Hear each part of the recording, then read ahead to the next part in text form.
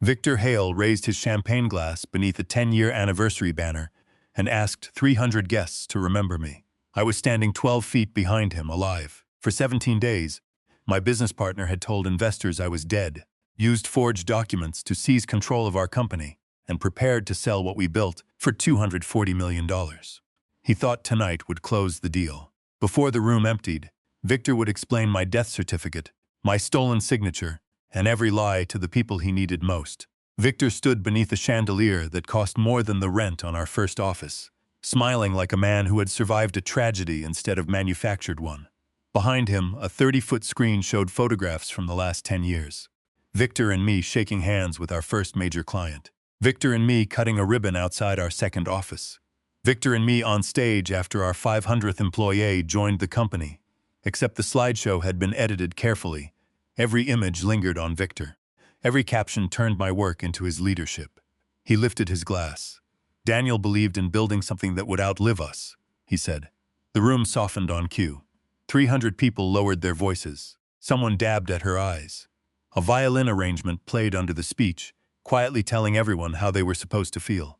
I stood there near the service corridor and watched my business partner mourn me. Victor paused exactly where a good speaker pauses when he wants people to feel the silence. For 10 years, he continued, Daniel was more than my partner.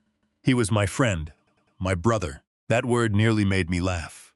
A waiter passed between us carrying champagne.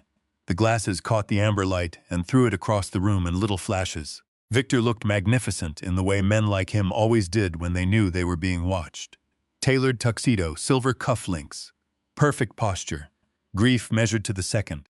On the screen appeared a photograph of me at 53. Sleeves rolled up, standing in the conference room we had renovated ourselves. The caption read, Founder, Visionary Legacy.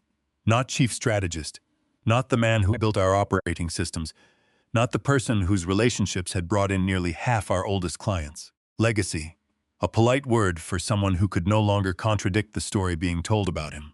I looked past Victor toward the tables closest to the stage. That was where the real reason for the evening sat. The gala had been presented publicly as Mercer Hale Group's 10-year anniversary and a memorial tribute to me. But the front tables were packed with people who had nothing to do with either. Lawyers from an acquisition firm, 2 investment bankers, 3 executives from North Star Capital, the private equity group that had been circling our company for months. Members of our board sat beside them, drinking expensive wine and listening to Victor describe a future he had no legal right to sell. This was not simply a celebration. It was a courtship. Victor had turned my memorial into a sales presentation to every story about our early years emphasized continuity. Every mention of my death was followed by a sentence about stability. Every photograph of me was positioned to make the company look sentimental, established, safe. He was not honoring me. He was using me as proof that the business could survive without me, and he was good at it. That was the part that disgusted me most. If I had not known what he had done, I might have believed him. Victor lowered his eyes and rested one hand against the podium. There are moments, he said, when a company has to decide whether it will live in the past or carry its values forward. Several people nodded. I recognized that sentence. Victor had used a version of it during arguments about selling the firm. Back then, I had been the obstacle standing between him and a fortune. Now, I was the dead founder whose values conveniently supported whatever he wanted. He looked toward the North Star table. Daniel gave this company its foundation, he said, and I intend to make sure the next decade honors everything we built together. Everything we built together. The screen changed. Again, this time the photograph showed our original logo, Mercer Hale Group. My name first. Victor smiled before turning back to the room. Then he raised his glass to Daniel. 300 glasses rose with his. I did not move. To the past that made us, Victor said, and the future waiting for us. He let the applause build. Then he delivered the line I would remember, long after the champagne had been cleared away. Tonight we closed the chapter Daniel started. The room erupted. I watched him accept the applause as though he had already won. What Victor did not know was that my chapter had not ended. 17 days earlier, I had walked back into the United States expecting nothing more dramatic than a hot shower, a quiet meal, and a return to work. By sunset, I would learn that according to Victor Hale, I had been dead for nearly a week. 17 days earlier, I stood at an airport baggage carousel in Denver with a canvas duffel bag and no idea I had become a dead man. I had spent 2 weeks in a remote cabin outside Crested Butte. No board calls, no investor dinners, No screens after sunset. My doctor called it stress exhaustion. I called it admitting that 61-year-old men could not work 80-hour weeks forever. The cabin belonged to a college friend. It had no reliable cell service, no television, and a router I unplugged the first night. I told Victor I needed 10 days away. I told my assistant not to forward anything unless the building was literally on fire. Then I stayed 4 days longer. That was unusual for me, but not mysterious. I hiked, I slept. I read without checking email. For once, I woke without reaching for a phone. When I landed, I turned that phone back on. It vibrated so hard in my hand that I nearly dropped it. Messages stacked across the screen, missed calls, voicemails, emails, texts from people I had not spoken to in years. At first, I assumed there had been a crisis at the company. Then I saw the first message. "Daniel, I am so sorry. Your family must be devastated." I frowned. The next one came from a former client I just heard. "You changed my life, my friend, rest easy." I read it twice, then another. "I wish I had called you back last month," another. "I cannot believe you are gone." I stood beside the carousel while suitcases moved past me in slow circles. My mind tried to make the words mean something else. Maybe someone named Daniel had died. Maybe an employee had forwarded the wrong announcement. Maybe there had been a rumor about my health. Then I opened my email. The subject line at the top was from Mercer Hale Group. "In memory of Daniel Mercer." I stopped breathing. I tapped it. There was my photograph, not an old photograph. Not a mistaken attachment. My current executive portrait taken 6 months earlier. Beneath it was a black banner and a statement expressing profound sadness over the passing of co-founder Daniel Mercer after an unexpected medical event. I read my own obituary under fluorescent airport lights while strangers argued over luggage. The message said Victor Hale and the entire Mercer Hale family were mourning privately. It said memorial details would follow. It said Victor had asked employees to respect my family's privacy. I had no wife. My parents were dead. My younger sister lived in Oregon and knew perfectly well I had gone hiking. I called her. She answered on the first ring. "Daniel?" Her voice cracked so sharply. I pulled the phone away from my ear. "Claire, what is going on?" There was silence. Then she started crying. The kind that comes from holding panic inside too long. "Where are you, Denver?" "I just landed." "Oh my God, Claire. Victor called me 5 days ago." Every muscle in my back tightened. "What did he say?" "He said there had been an emergency. He said you collapsed while traveling. He said the hospital had tried to reach me." "What hospital?" "He never told me. He said everything was being handled through the company attorneys." That made no sense. "Did you see a body?" "No." "Did anyone?" "I don't know." I started walking without knowing where I was going. By the time I reached the parking garage, I had 37 calls and more than 100 messages. Some were condolences. Others asked about succession. One charity thanked Victor for announcing a memorial donation in my name. I drove straight to my townhouse. Nothing looked different. That was what made it worse. The lawn needed trimming. A delivery box sat by the step. My neighbor's sprinkler clicked over the sidewalk. Inside, the refrigerator hummed. My mug was still in the sink. My entire life looked exactly as I had left it. Only the world outside had decided I no longer belonged to it. I had just carried my duffel upstairs when someone knocked. It was Martin Ellis, my neighbor from 2 houses down. Martin had known me for 8 years. We had shoveled snow together and shared bourbon on New Year's Eve. I opened the door. He stared at me, his face emptied of color. The bottle of wine in his hand slipped against his fingers. "Daniel?" "Yes." He took one step backward. For a moment, neither of us spoke. Then Martin whispered the sentence that turned confusion into something colder. "Victor told us you were dead." Victor and I did not begin with glass towers, private equity dinners, or anniversary galas. We began with one rented room above a dental office in Denver, 2 folding chairs, 1 battered table, and a coffee machine that leaked whenever it rained. Mercer Hale Group did not even have a receptionist. If the phone rang, whoever was closest answered it. If a client wanted a proposal by morning, we stayed until morning. If the copier jammed, one of us fixed it. For the first 18 months, we paid our employees before we paid ourselves. That was the Victor I remembered. Not the man holding champagne at my memorial. The younger Victor could sell confidence to people who had arrived determined to say no. He understood rooms. He remembered names, birthdays, and the exact moment to stop talking. Investors liked him because he made risk sound temporary. Clients liked him because he could explain a complicated idea without making them feel stupid. I was different. I built the machinery behind the promises. My background was in corporate risk systems. I designed the models, built our methodology, recruited the first senior team, and spent years helping frightened executives keep one bad quarter from becoming a dead company. Victor opened doors. I made sure we deserved to walk through them. For years, that division worked. He never mocked me for hating cameras. I never resented him for loving them. When a trade magazine put Victor on its cover, I framed a copy for his office. When my mother died, Victor canceled a pitch in Chicago and sat beside me at the funeral without checking his phone once. When his marriage collapsed, he slept in my guest room. I trusted him with things I told almost no one. That is what betrayal does to memory. It does not erase the good years, it poisons them. By year 5, we had offices in 4 cities. By year 7, more than 300 employees. By year 10, our software and advisory contracts had made the company worth more than either of us imagined. The ownership structure remained deliberately simple. I owned 46%. Victor owned 44%. The remaining 10% sat in an employee and executive pool. Neither founder could force a sale of the company alone. Neither could transfer core intellectual property without the other founder's approval. Major debt, acquisitions, and any change of control required both signatures. We had built those protections together. Back then, they were not weapons. They were promises. We joked that the structure was our corporate marriage certificate. If one of us loses his mind, Victor once said, the other one has to stop him from selling the furniture. I had laughed. Years later, that sentence would feel less funny. The changes came slowly enough that I could explain each one away. Victor started doing more interviews. Then he started accepting invitations that listed him as founder and CEO, leaving out the word co-founder. At first, I corrected them. Eventually, Victor told me not to bother. It is marketing, he said. People need one face.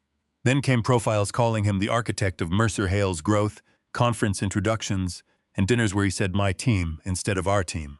One afternoon, I heard a young banker whisper, "That's Daniel Mercer. He's the technical founder. Victor is the face of Mercer Hale." Victor heard it too. He smiled. I remember that smile because it was the first time I felt something shift. Not enough to call greed, not enough to call betrayal, just ownership. As if the company had stopped being a thing we had built together and become a stage he believed belonged to him. I still trusted him. That was my mistake. Trust is not foolish when someone has earned it for years, but it becomes dangerous when you keep extending old trust to a person who has quietly become someone new. Victor began pushing for faster growth, larger debt facilities, outside capital, and eventually a full sale. I pushed back when the numbers did not justify the risk. Our arguments stayed professional, but afterward Victor would tell me I was protecting the past. "You build great systems, Daniel," he said once, "but you do not understand scale the way I do." I reminded him that scale built on bad terms was just a larger way to fail. He did not answer. He only looked at me as if I had become inconvenient. 10 years earlier, we had shared one table because we could afford only one. Now our names were on a company worth hundreds of millions. Mine still came first on the logo. But somewhere along the way, Victor had stopped seeing that as history. He had started seeing it as a problem. The first time Victor mentioned North Star Capital, he called it a strategic conversation. That was Victor's favorite phrase when he wanted something to sound harmless. He told me North Star wanted a minority investment, fresh capital, better market access, more room to expand without reckless debt. I agreed to review it. 3 weeks later, I learned he had already discussed selling the entire company, not 10%, not 20%, all of it. The proposed valuation was roughly $240 million. On paper, it was the kind of number that stopped questions. Victor expected me to be impressed. I was not. The draft terms included a restructuring plan that would eliminate entire departments within 18 months. Some had been with us since the dental office days. North Star also wanted our core intellectual property, including systems I had designed before Mercer Hale existed. I read the proposal twice. Then I pushed it back across the conference table. "No." Victor stared at me. "That is your analysis?" "That is my answer." He leaned back slowly. "Daniel, this is generational money. We already have more money than we need. That is not the point. It is exactly the point if we are selling people with the furniture." His expression hardened. North Star's plan was not illegal. It was not even unusual. Buyers cut costs, buyers consolidate. Buyers move intellectual property wherever it makes sense. But I did not build Mercer Hale to cash out at the first giant number. I wanted options: sell a minority stake, license certain systems, keep control. Protect the employees who had created the value North Star wanted. Victor wanted the check. Our disagreement should have ended there. Under our shareholder agreement, It could not become a full sale without me. That was the protection we had written. For a change of control, both founders had to approve. For a transfer of certain intellectual property, both founders had to sign. For any transaction transferring operating control, my signature mattered as much as Victor's, as long as I was alive. That last phrase existed in a section I had barely thought about, since the agreement was drafted. The death provision. It was designed for continuity. If either founder died, the surviving founder and company had a structured right to purchase part of the deceased founder's shares before they passed into an estate. The price used a valuation formula established years earlier.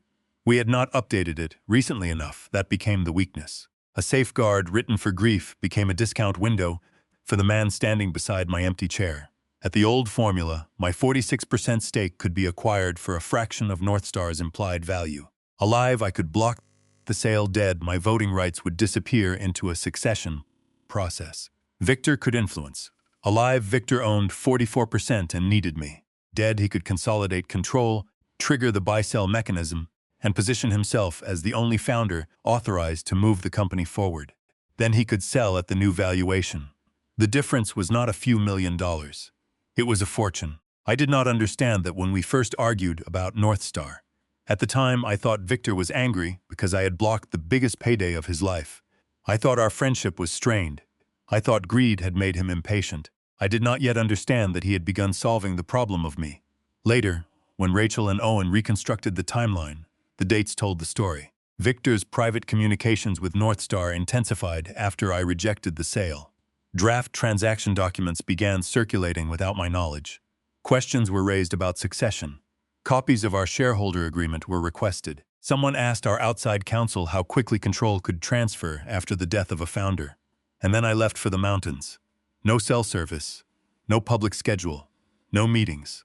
No one outside a handful of people knew exactly where I was. For Victor, my absence was not an inconvenience.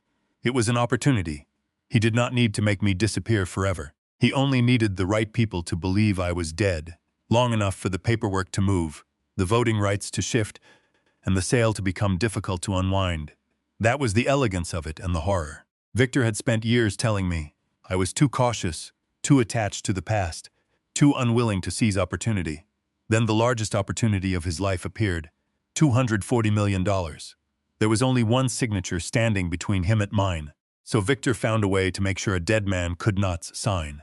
The first thing Rachel asked me to do was not call Victor. The second was to find out whether the world had merely been told I was dead, or whether someone had created paperwork that could make the lie function.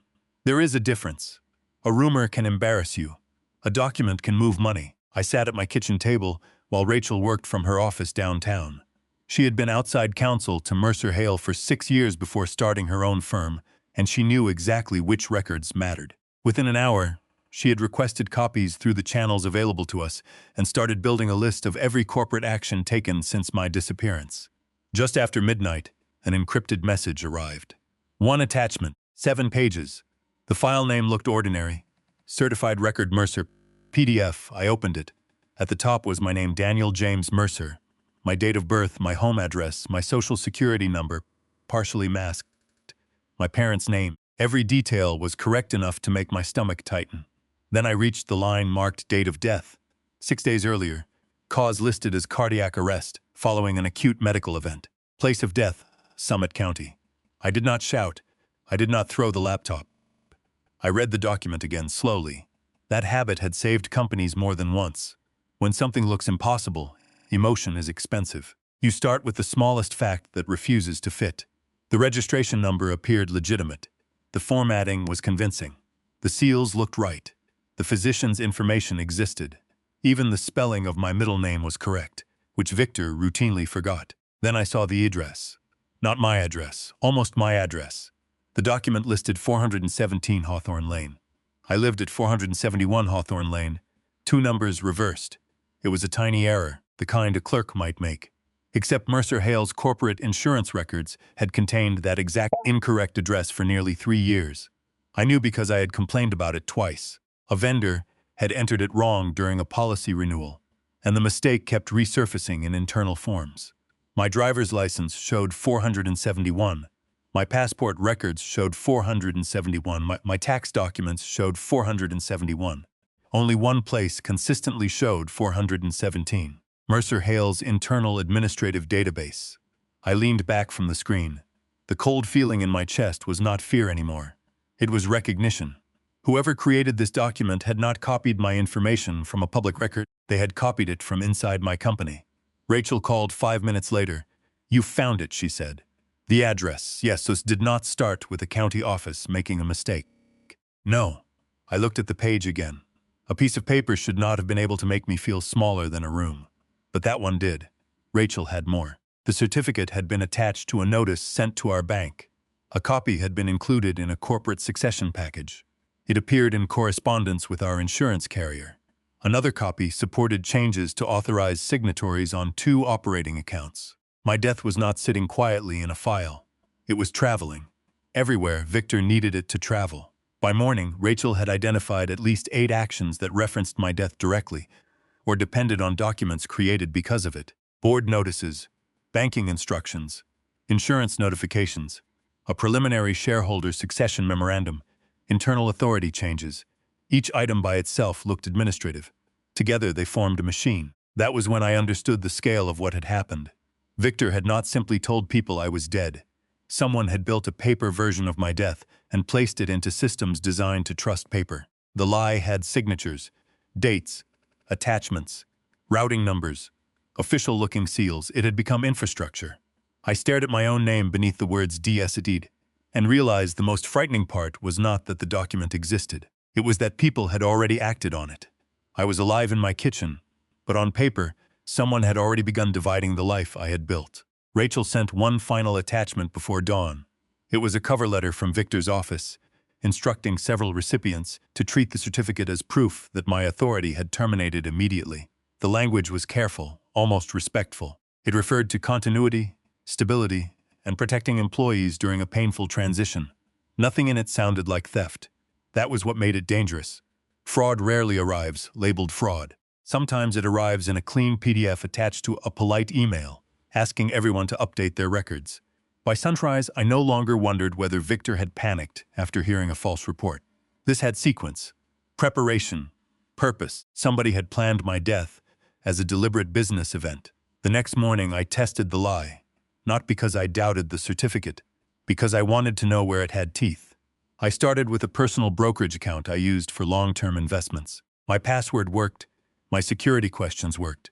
Then a message appeared across the screen. Account restricted. Contact estate services. I called from a number Victor did not know. The representative was polite. Too polite. After verifying several details, she told me the institution had received notification of my death and had placed the account under protective restriction pending estate documentation. "I am Daniel Mercer," I said. There was a pause. Then the representative asked me to visit a branch with identification. I thanked her and ended the call. One system. I moved to the company. My Mercer Hale email still accepted my password, but the account had been converted to archival status. I could not send messages. My calendar was read-only. My administrator privileges had vanished. I tried the secure board portal, access revoked. I tried our document management system, user inactive. I tried the internal approval platform we used for large payments. Account closed. Every click felt like knocking on the doors of my own house and hearing strangers move furniture inside. Then I called one of our oldest software vendors. I had negotiated their original contract myself. The account manager, Teresa, knew my voice. Or I thought she did. "Teresa, it is Daniel Mercer." Silence. "Daniel?" Yes, another silence, longer this time. "I am sorry," she said carefully. "Who is this?" I repeated my name. Her breathing changed. Finally she said, "We were informed Mr. Mercer passed away." "Who informed you?" "The need to check. Was it Victor Hale?" "I cannot discuss account communications without authorization." That answer told me enough. Mercer Hale had sent a formal notice. Teresa had not heard gossip at lunch. Someone had updated our vendor relationship as if my death were an operational fact. I spent the next 2 hours making a list. Personal bank restriction. Corporate email disabled. Board portal revoked. Payment authority removed. Vendor notification issued. Insurance contact updated. Corporate succession documents circulating. The pattern mattered more than any single item. I was not dead everywhere. My driver's license had not disappeared. My passport still existed. My house was still titled in my name. The federal government had not magically erased me. Victor had been more precise than that. He had killed me only where my living presence created a problem. At the bank, where I could move money. At Mercer Hale, where I could exercise authority. At the board, where I could vote. With vendors, where I could contradict the succession story. With insurers and advisors, where documentation would make the transition look routine. It was not identity erasure, it was targeted removal. That realization frightened me more than the certificate. A random bureaucratic error spreads unevenly. This had direction. Every system affected was connected to control, and control meant coordination. Maybe Victor had done everything himself. Maybe an assistant had submitted documents without understanding what they were. Maybe outside professionals had relied on forged records in good faith. I did not know yet. But one man could not casually change this many relationships with a single phone call. There had to be emails, attachments, authorizations, board records, people forwarding instructions to other people. Paper leaves trails, so do lies. By noon, I was standing in my study with Victor's contact open on my phone. My thumb hovered over his name. I imagined his voice when he heard mine. I imagined the silence. Then I imagined something else. Victor closing his laptop. Victor calling lawyers. Victor deleting messages. Victor moving money. Victor learning that the dead man had come home before I understood how deep the grave went. I almost pressed call. Then Rachel's earlier warning came back to me. Do not tell the person who built the lie that you have found it. I locked the phone. For the first time since the airport, I stopped thinking like the man who had been betrayed. I started thinking like the man who needed evidence. I walked to the window and looked toward downtown, where Mercer Hale caught the afternoon sun. Somewhere inside that building, people were working beneath my name while being told I no longer existed. My office might already be empty. My authority was. Yet Victor had made one mistake I could see clearly. He had designed this plan around an assumption. Dead men do not ask questions at all. I was asking them now, and I intended to hear every answer. Rachel arrived at my townhouse 40 minutes later with a leather folder under one arm and the expression of someone who had already decided I was going to do something stupid. I am going downtown, I told her. No. He is sitting in my office. Probably. Yes. He told people I was dead, I know. And you want me to stay here? I want you to win. That's stopped me. Rachel set the folder on the kitchen counter. Daniel, if you walk into Mercer Hale right now, what happens? Victor sees me. Exactly. That is the point. No, that is the emotional point. She opened the folder. Inside were printouts of the death certificate, banking notices, corporate access changes, and a list of transactions we had not yet examined. The legal point, she said, is to understand what he did before he knows we are looking. I hated how much sense that made. For the last 24 hours, every instinct in me had been personal. Walk into the office, put the certificate on Victor's desk, ask him to explain it while looking me in the face. I had imagined the satisfaction of watching him realize the man he buried on paper was standing in front of him. Rachel saw it. You want his reaction, she said. I want the truth. Then do not warn him that you need it. She tapped the transaction list. If Victor believes you are dead, he may still be moving money. He may still be sending instructions. He may still be communicating with whoever helped him. He may still be creating the exact evidence we need. And if he destroys it, that is why we preserve what we can now. She began counting on her fingers. First, we secure records through lawful channels. Second, we identify every document used to change control. Third, we trace every material transfer. Fourth, we determine who knew what and when. Then we decide how you reappear. I stared at the page. How I reappear. Yes, the phrase felt absurd. Rachel did not smile. You have an advantage Victor does not know you have. I am alive. More important, he thinks you are not. That changed the room. Until then, Victor's lie had felt like a cage around me. Rachel was showing me the door.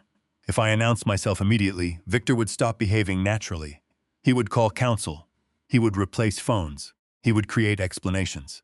He would claim clerical errors, misunderstandings, overzealous employees, emergency procedures. He would turn a clean trail into smoke. But if I remained silent even briefly, he would keep acting inside the world he had built. A world in which Daniel Mercer could not object, could not vote, could not call the bank, could not ask why millions were moving, could not challenge a sale. Dead men, after all, do not send discovery requests. I walked into the living room and looked at the framed photograph on the shelf. Victor and me outside our first office, two younger men smiling beside a cheap metal sign. For a moment, anger came back so hard that my hands shook. Rachel stayed quiet. I trusted him, I said. I know I gave him 10 years. Then do not give him the warning he needs. That was the sentence that made the decision. I turned off my primary phone. Rachel arranged for me to use a new number. I stopped contacting employees. I told Claire not to correct anyone who called with condolences. She hated it, but she agreed. For the next few days, Daniel Mercer would remain exactly what Victor needed him to be. Absent, silent, dead. Not because Victor had erased me, because I was choosing the timing of my return. That distinction mattered. He had taken control by deciding I no longer had a voice. I would take it back by deciding when he heard it. Rachel gathered the papers. Once we start, she said, you cannot improvise, I understand. No confrontations, no threats, no logging into systems you are not currently authorized to access. Nothing that gives him a chance to say you contaminated evidence. I nodded. The businessman in me was finally overtaking the wounded friend. Victor had turned my death into a strategy, so I stopped treating it like an insult. He had made me a dead man. I decided to let him believe it for a few more days, and while he celebrated the silence, I was going to learn exactly what he had done inside it. For the first time, the lie worked in my favor. Victor believed he was operating without opposition. That belief would become the most expensive mistake he ever made. By that evening, Rachel had turned my dining room into something between a law office and a command center. No dramatic wall of photographs, no red string. Just 3 laptops, 2 encrypted drives, legal pads, banker boxes, and a whiteboard divided into 4 columns. Identity, control, money, knowledge. Rachel wrote the headings herself. Then she introduced me to Owen Brooks. Owen was a forensic accountant in his late 40s who looked more like a tired high school principal than a man who spent his career tracing hidden money. Gray sweater, wire-frame glasses, soft voice. He shook my hand once and said, "Good, you are inconveniently alive." It was the first thing anyone had said in 2 days that almost made me smile. Owen did not begin with Victor. He began with me. "If we are going to challenge anything built on your death," he said, "we establish your life first." That sounded obvious. It was not. Being alive is easy to experience. Proving exactly where you were when you were there and what systems recorded you is different. We built the timeline minute by minute. My passport showed entry and exit history. The airline had my booking, payment record, and boarding data. Airport cameras placed me walking through Denver International on the day I returned. My friend who owned the cabin provided rental and property records. A grocery store receipt from Crested Butte carried the final 4 digits of my credit card. A clinic I had visited before the trip had recent medical records and biometric verification. My phone, though mostly offline, still contained device logs. My watch had health data. A trail camera near the cabin had captured me, carrying firewood 2 days after the certificate claimed I died. Owen looked at that image for several seconds. Hard to have cardiac arrest in Summit County and stack pine logs 48 hours later. Rachel did not laugh. She was already labeling the file. That was how they worked. Every fact had to survive someone hostile trying to break it. Not "I remember." Record. Not "someone saw me" named witness. Not "the document looks fake." Metadata, source, chain of custody. Rachel made one rule especially clear. We were not going to break into Mercer Hale's systems. I still knew old administrator credentials. I knew where backups had once been kept. I knew enough about our infrastructure to be dangerous.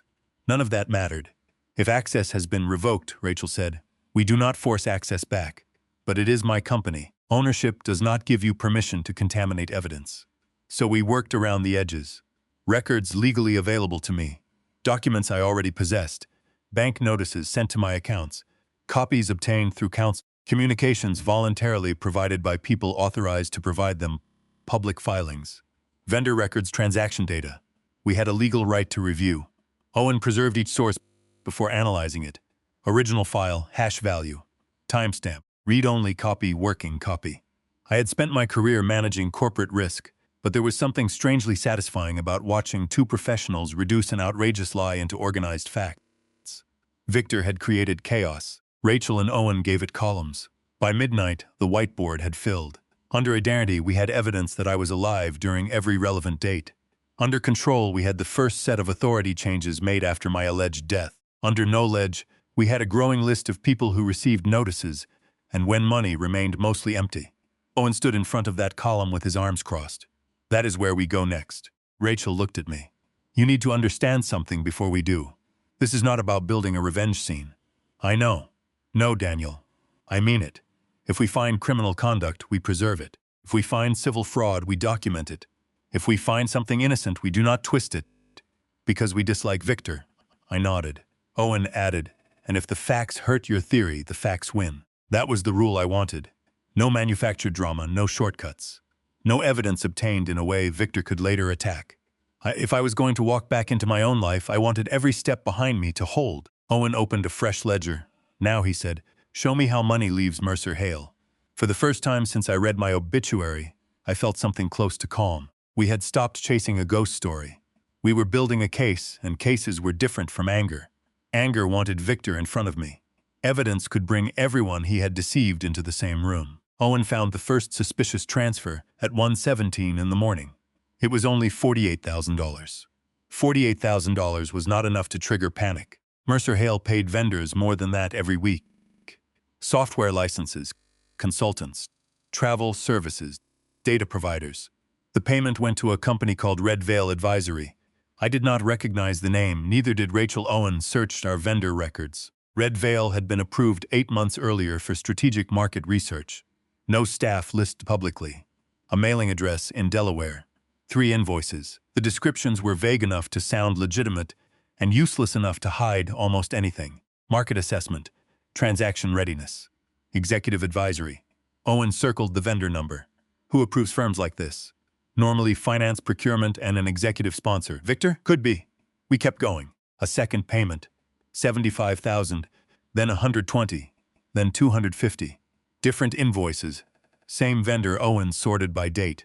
The first transfer occurred 4 months before I went to the mountains. If Victor's misconduct had begun only after people believed I was dead, he could claim panic, confusion, or emergency succession decisions. But Red Veil existed while I was still sitting across from him in board meetings. The money trail had started before my death certificate did. By 3 in the morning, Red Veil was no longer alone. Blue Orchard Partners, Westmore Consulting, Apex Meridian Services. 3 more vendors I had never approved, each looked separate. They were not. Owen followed registered agents, mailing addresses, payment instructions, and correspondent bank information. One Delaware entity pointed to another limited company. That company shared a service provider with an account in the Cayman Islands. A second vendor routed through a consulting entity in the British Virgin Islands. The amounts climbed. 48,000 became 300,000. 300 became 850. Then we found a transfer for $1.4 million. I stared at the number. That cannot be normal. It is normal enough to be hidden inside a company doing your volume, Owen said. If someone knows which accounts, people stop questioning. He built a chart.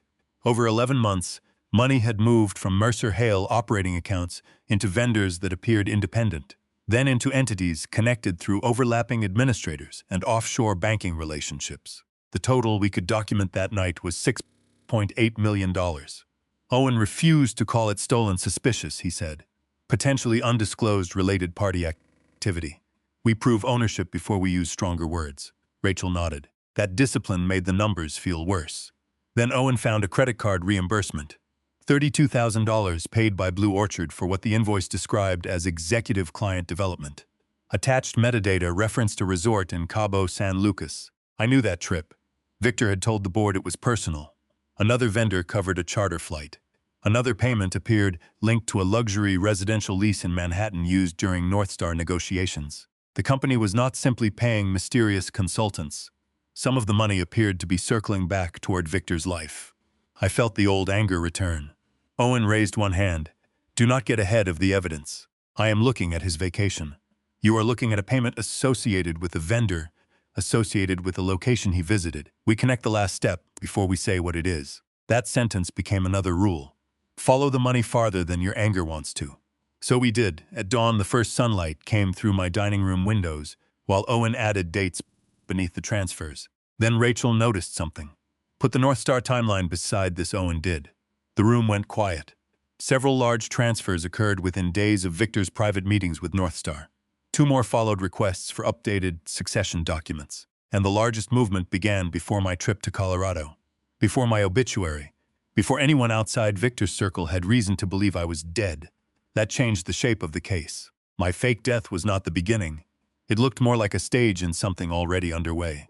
Victor had been moving money while shaking my hand, sitting beside me at meetings, and telling me the North Star discussions were preliminary. The certificate had not created his opportunity. It had protected it.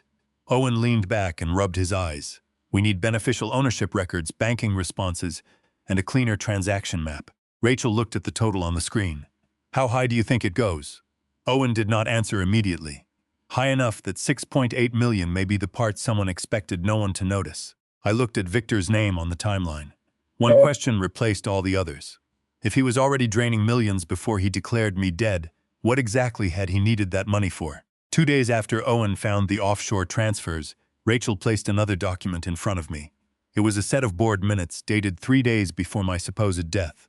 I read the first page twice. Why am I listed as absent? Rachel did not answer immediately. The minutes said Daniel Mercer was unable to attend because of medical incapacity and that Victor Hale had been authorized to chair the meeting without me. I was hiking, I said. I know. I was not incapacitated. I know that, too. The document used the neutral tone companies use to make extraordinary decisions look routine. Then I found my name at the bottom. Daniel J. Mercer. Electronic signature verified. I stared at it. Rachel watched me. That is not yours? No.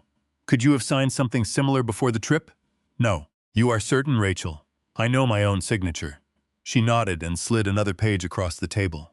This one was worse. It was dated 4 days later. The minutes opened by acknowledging my unexpected passing and expressing condolences to my family. Then, with efficiency, the board moved on to business. My voting authority was suspended. Victor was designated the surviving founder. Certain control provisions were declared active. A special committee was instructed to begin succession procedures. The language made it look as if everyone had followed a roadmap written years earlier. Grief in paragraph 1. Transfer of power in paragraph 3. Who attended? I asked. Victor, 2 independent directors, general counsel by video, the chief financial officer for part of it. Did they know? We do not know. Someone knew. Yes. That answer mattered deeply. Victor did not need everyone in the room to be corrupt. He needed real people, relying on false information to make the process look legitimate. Rachel pointed to the signature page. Look at the consent attached to the first meeting. My name appeared again. This time the document authorized temporary financial steps during incapacity. My electronic signature sat beneath language I had never read. I felt heat rise into my face. Not because the signature looked perfect, because it looked plausible. Someone had taken the way I signed company documents and reproduced it well enough that a busy lawyer, banker, or director could accept it without hesitation. My identity had not merely been removed. It had been recruited. Victor was using my name to approve the process that stripped my name of power. I pushed the page away. He made me consent to my own disappearance. Rachel's voice stayed level. That is what we need to prove. I stood and walked to the window. For 2 days, I had forced myself to think in categories: identity, control, money, knowledge. That signature cut through all of it. I remembered signing our first lease, bank line, and employee equity plan. Thousands of documents over 10 years, each signature meaning one thing: I agree. Now someone had turned that meaning against me. Rachel broke the silence. Do not focus on whether the signature fools you. What should I focus on? Where the file came from, who created it, who sent it, what certificate was used, what device touched it, what happened immediately after. She was right. Anger wanted the forgery to be obvious. Evidence needed the forgery to be traceable. Owen came in 20 minutes later and began preserving the files exactly as received. He recorded timestamps, document histories, certificate information, and transmission records. One signature led to a board resolution. That resolution led to a bank instruction. The bank instruction led to a control change. The control change led to Victor, a chain, not a theory, a chain. By evening, Rachel had pinned the 2 sets of minutes beside the death certificate. Medical incapacity, then death, then transfer of authority. Step by step, the story had been built so carefully that anyone entering halfway through would assume the earlier steps were true. That was Victor's real talent. He did not create one giant lie. He created a sequence of smaller statements that authenticated each other, and at the center of that sequence was my signature. A signature I had never made. I looked at it one last time before Rachel closed the file. I did not know then exactly where I would confront Victor. But I knew one thing. When I finally placed that page in front of him, he would not be explaining a rumor. He would be explaining why a dead man had signed away his own company. The next discovery came from something so ordinary I almost ignored it. A calendar invitation. Owen was reconstructing the anniversary timeline when Rachel found an event entry created nearly 3 weeks before my trip. The title was simple: Founder Tribute Content Review. I stared at the date. That was scheduled before I left. Yes, Rachel said. Maybe it was for the anniversary. That is what I thought. She opened the attachment. It was a communications outline. The first page contained standard event notes, video montage, employee testimonials, press, seating, investor reception. Then came a section labeled Contingency Narrative. My name appeared 6 times. One line instructed the communications team to prepare language recognizing Daniel Mercer's long-term withdrawal from day-to-day operations. I looked up. I had not withdrawn. No, I was in the office 4 days a week. Rachel pointed farther down. There was another note. If circumstances require a leadership transition, emphasize Victor Hale as the executive responsible for operational continuity and current growth strategy. Circumstances. A word broad enough to hide anything. Owen opened the document metadata. The file had been created under an account tied to Victor's executive office, modified twice. The second modification occurred 9 days before my supposed death. The third occurred the morning after. That could still be succession planning, I said, though I no longer believed it. Rachel looked at me carefully. You want it to be incessant. I want to know what it is, then read the next attachment. It was a draft speech, not the final version Victor would later deliver beneath the chandelier. An earlier one. A rehearsal for a future no one was supposed to know was coming. The opening described Mercer Hale as entering a new era after a period of profound personal transition. Then came the sentence that changed the temperature in the room. Daniel had stepped back from active leadership long before his passing, allowing Victor to guide the firm through its most important period of expansion. I read it again long before his passing. The sentence made my absence sound normal and Victor's control sound earned. That was positioning. The draft praised my foundational contribution, a phrase that sounded respectful until you understood what it removed.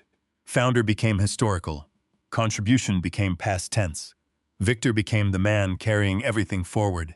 He was not simply preparing to say I was dead. He was preparing to explain why my death changed almost nothing. Owen found an email attached to the draft. The subject line read, "Need version ready before DEET travel." Matched neither my initials nor Victor's. Rachel traced the thread. DH referred to a shorthand project label used internally by Victor's office, Denver Hold. We did not yet know exactly what that meant. The email was dated before my trip, before the company announcement, before the certificate, before any legitimate person could have known there would be a dead founder to memorialize. My stomach tightened. Who received this? Victor's communications director and an outside public relations consultant. Do they know what it was for? Not yet. Rachel would not let me call them. Not until the records were preserved. That discipline was beginning to feel less like patience and more like a weapon. We kept reading. One draft instructed staff to avoid discussing the exact location of my death until documentation is finalized. Another recommended using words like sudden, private, and unexpected. A third proposed delaying detailed questions about succession until after the board had completed continuity procedures. Nothing said, "We are going to fake Daniel's death." Fraud rarely writes its own confession. Instead, there were preparations that made no sense, unless someone already expected the event. The most chilling piece was not a sentence.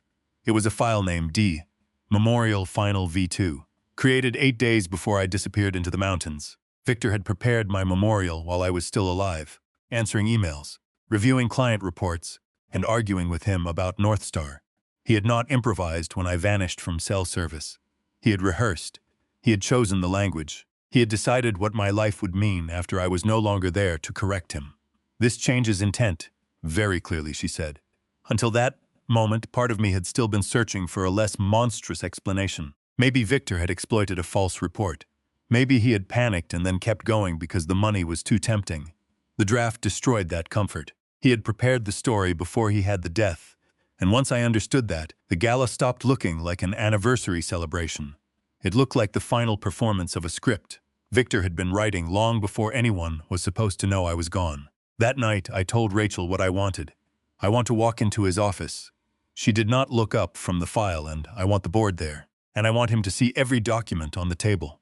Rachel finally raised her eyes. That is humiliation. He deserves it. I did not say he does not. Owen stayed silent across the room. Rachel closed her pen. Daniel, decide what you actually want. Do you want Victor embarrassed, or do you want your company back? The answer should have been obvious. It was not. For 10 years, Victor had been my partner. For days, I had watched him use my name, my signature, my supposed death, and our company as pieces in a transaction. I wanted him exposed publicly, completely. Rachel understood that. That restraint mattered because if Victor would later try to make me look reckless, emotional, and desperate for control again. She also understood it could make me stupid. If you make the confrontation the goal, she said, you will rush the case to get the scene. I said nothing. So we build the case first. She walked to the whiteboard and erased everything except 3 lines. Protect Daniel's shares. Stop the transaction, preserve the money trail. That is the mission, she said. Not revenge. Not speeches, not watching Victor sweat 3 outcomes. First, we prepared to challenge any transfer of my shares that relied on the false death record, forged consent, or defective succession process. Second, Rachel began assembling the documents needed to put North Star on formal notice that ownership and authority were disputed. Timing mattered. Too early, and Victor would know I was alive. Too late, and he might push the transaction another step forward. Third, Owen preserved every financial record. We could lawfully obtain and map the offshore transfers without touching systems we were no longer authorized to access. Rachel also contacted the appropriate authorities through counsel. Quietly, she did not promise me arrests. She did not tell me agents would storm the building. She gave them what good lawyers give investigators: dates, documents, sources, a concise explanation of why the records might indicate fraud, forgery, and misuse of corporate funds. Then she stopped talking and let the evidence speak. We also prepared emergency court papers that could be filed if Victor attempted to transfer disputed shares, close the sale, destroy records, or move identifiable assets beyond reach. Every page had a purpose. Every affidavit had support. Every request was narrower than my anger wanted it to be. At one point, I asked Rachel why we were not asking for everything. Because judges trust precision, she said. And because we are trying to protect assets, not perform outrage. That sentence stayed with me. Victor had spent years mastering performance. I was going to beat him with precision. Owen handed me a folder containing copies of the financial documents that bore Victor's approvals. You keep saying you want to confront him, he said. I do. Then understand what confrontation means now. He tapped the folder. This is better than shouting. Inside were transfer authorizations, vendor approvals, succession notices, and board materials. Some were signed by Victor. Some had been sent from his office. Others carried approval chains that led toward him. Not accusations, his own paperwork. That was when the idea of revenge changed for me. I had imagined taking something from Victor, his title, his reputation, his money. But if the documents were what they appeared to be, I would not need to invent his punishment. I would need to stop protecting him from the consequences of his choices. There is a difference.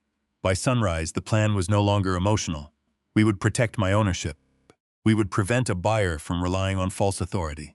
We would preserve the financial trail before anyone could rewrite it. And we would do all of it legally enough that Victor could not turn my return into a story about an angry founder trying to seize control. Rachel gathered the final stack. One more rule. What? When the moment comes, you do not threaten him. I was not planning to. You will want to. She was right. What do I do instead? Rachel looked at the documents, let him explain what he signed. That was the moment I understood how this had to end. Not with my fist on Victor's desk. Not with me screaming that he had betrayed me with paper, his dates, his approvals, his words. Victor had tried to bury me under documents. So I would answer him with the documents he never expected the dead man to read. We discovered the purpose of the anniversary gala by accident. Owen was reviewing North Star's transaction calendar when he found a reference to a founder continuity presentations scheduled for the same evening as Mercer Hale's 10-year celebration. I leaned over his shoulder. What is that? Rachel read the entry. Looks like North Star expects more than champagne. The gala invitation I had seen described the evening as a celebration of 10 years of Mercer Hale and a tribute to my legacy. The acquisition calendar described something else. Executive introductions, board availability, transaction counsel on site, investor reception, post-event diligence session, and, most importantly, a leadership continuity discussion scheduled immediately after the public program. Victor had not invited North Star to watch a memorial. He had built the memorial around North Star. The guest list confirmed it. 5 board members, 2 attorneys from North Star's transaction firm, an investment banking team, several major shareholders, 3 financial journalists, industry analysts, senior clients. People Victor needed for credibility were going to be standing in the same room at the same time. Rachel studied the list for a long moment. If we ever needed one place where the truth could not be contained afterward, this is it. I knew what she meant. If I walked privately into Victor's office, he controlled the room. He could lock the door, call counsel, tell the board I was unstable, warn North Star before anyone saw documents, send different explanations to different people. Victor had survived this long because he managed information in layers. The board heard one version, employees heard another, my sister heard another, vendors heard another. North Star heard whatever made the sale look clean. The gala collapsed those layers. The room contained every institution. Victor had spent 17 days separating from the truth, one room, one audience, one set of facts. Still, Rachel refused to treat it like theater. We are not choosing this because it is dramatic. It is dramatic, yes. That is a side effect. She pointed to the North Star schedule. This matters because their decision-makers will be present before the transaction moves into its next stage. If they are relying on Victor's authority to sell, they need notice that his authority is disputed, and the board needs to know the succession process may have been built on false documents. And the press? Rachel frowned. The press gets whatever becomes public. We do not perform evidence for journalists. That was Rachel.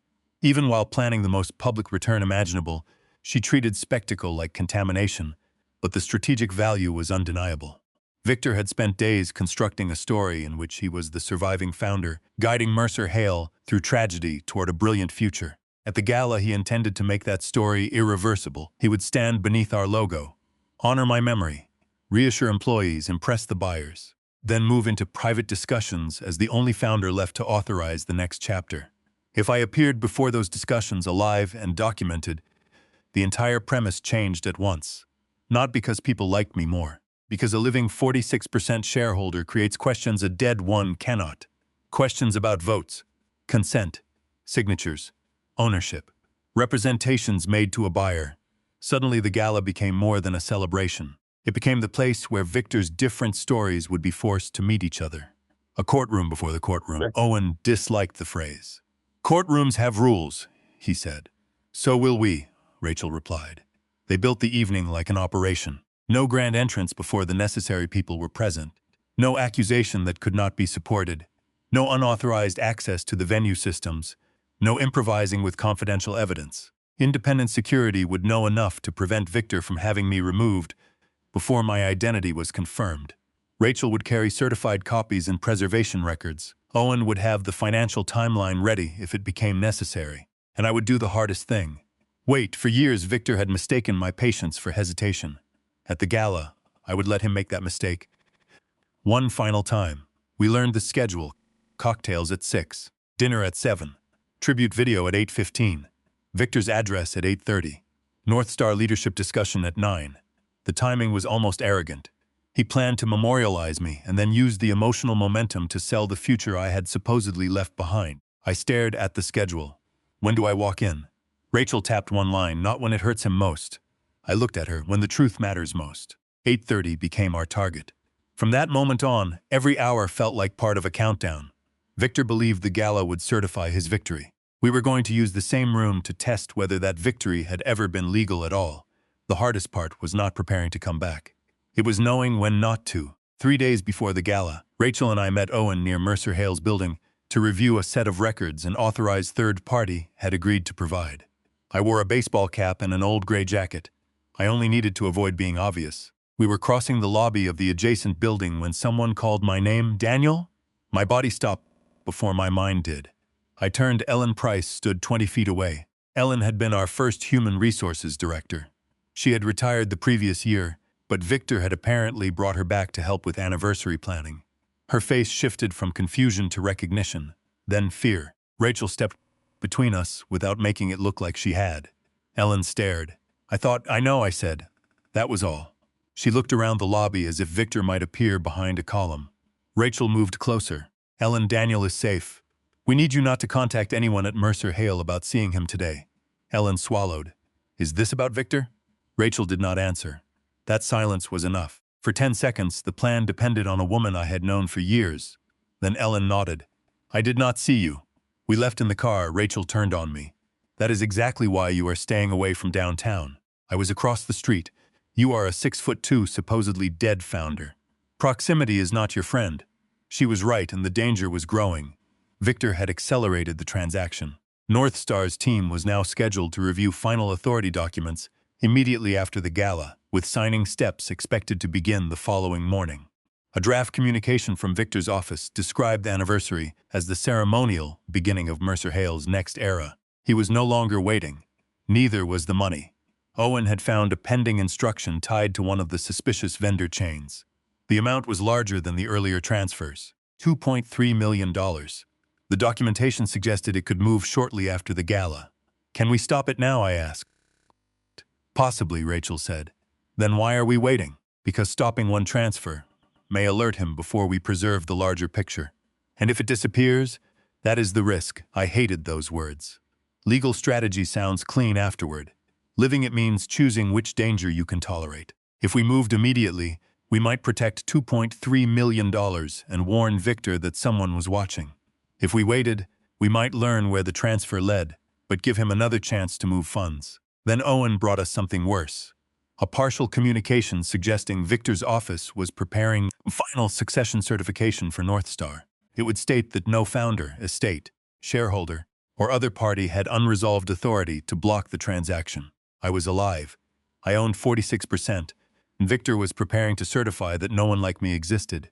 I stood at the dining room window with my phone in my hand. Again, I wanted to call him, afraid 1 hour of waiting could make everything harder. Rachel came beside me. If you call him now, what happens? He knows. Yes, he may stop the transfer. He may also destroy the path to it. He may postpone the sale or rewrite the paperwork. That was when I understood why Victor's mistake had been so powerful. He believed there was no opposition. As long as he believed that, he kept moving. Every step exposed another piece. Every signature narrowed his excuses. Every instruction became a record. The margin was disappearing fast. We agreed on one final threshold. If the large transfer moved before the gala, Rachel would act through the channels already prepared. If Victor attempted to close the sale early, we would surface immediately. Otherwise, I stayed dead until 8:30. That night, I laid my suit on the bed. Not the tuxedo I had worn to previous anniversaries. A dark suit, white shirt, no tie pin, nothing theatrical. I looked at myself in the mirror and wondered how many people in that ballroom would be frightened when they saw me. Then I wondered how many would be relieved. My phone buzzed. Owen, one message. Victor had just approved the final succession certification for presentation to North Star. Rachel called seconds later. We have what we needed. I looked at the suit. The waiting was over.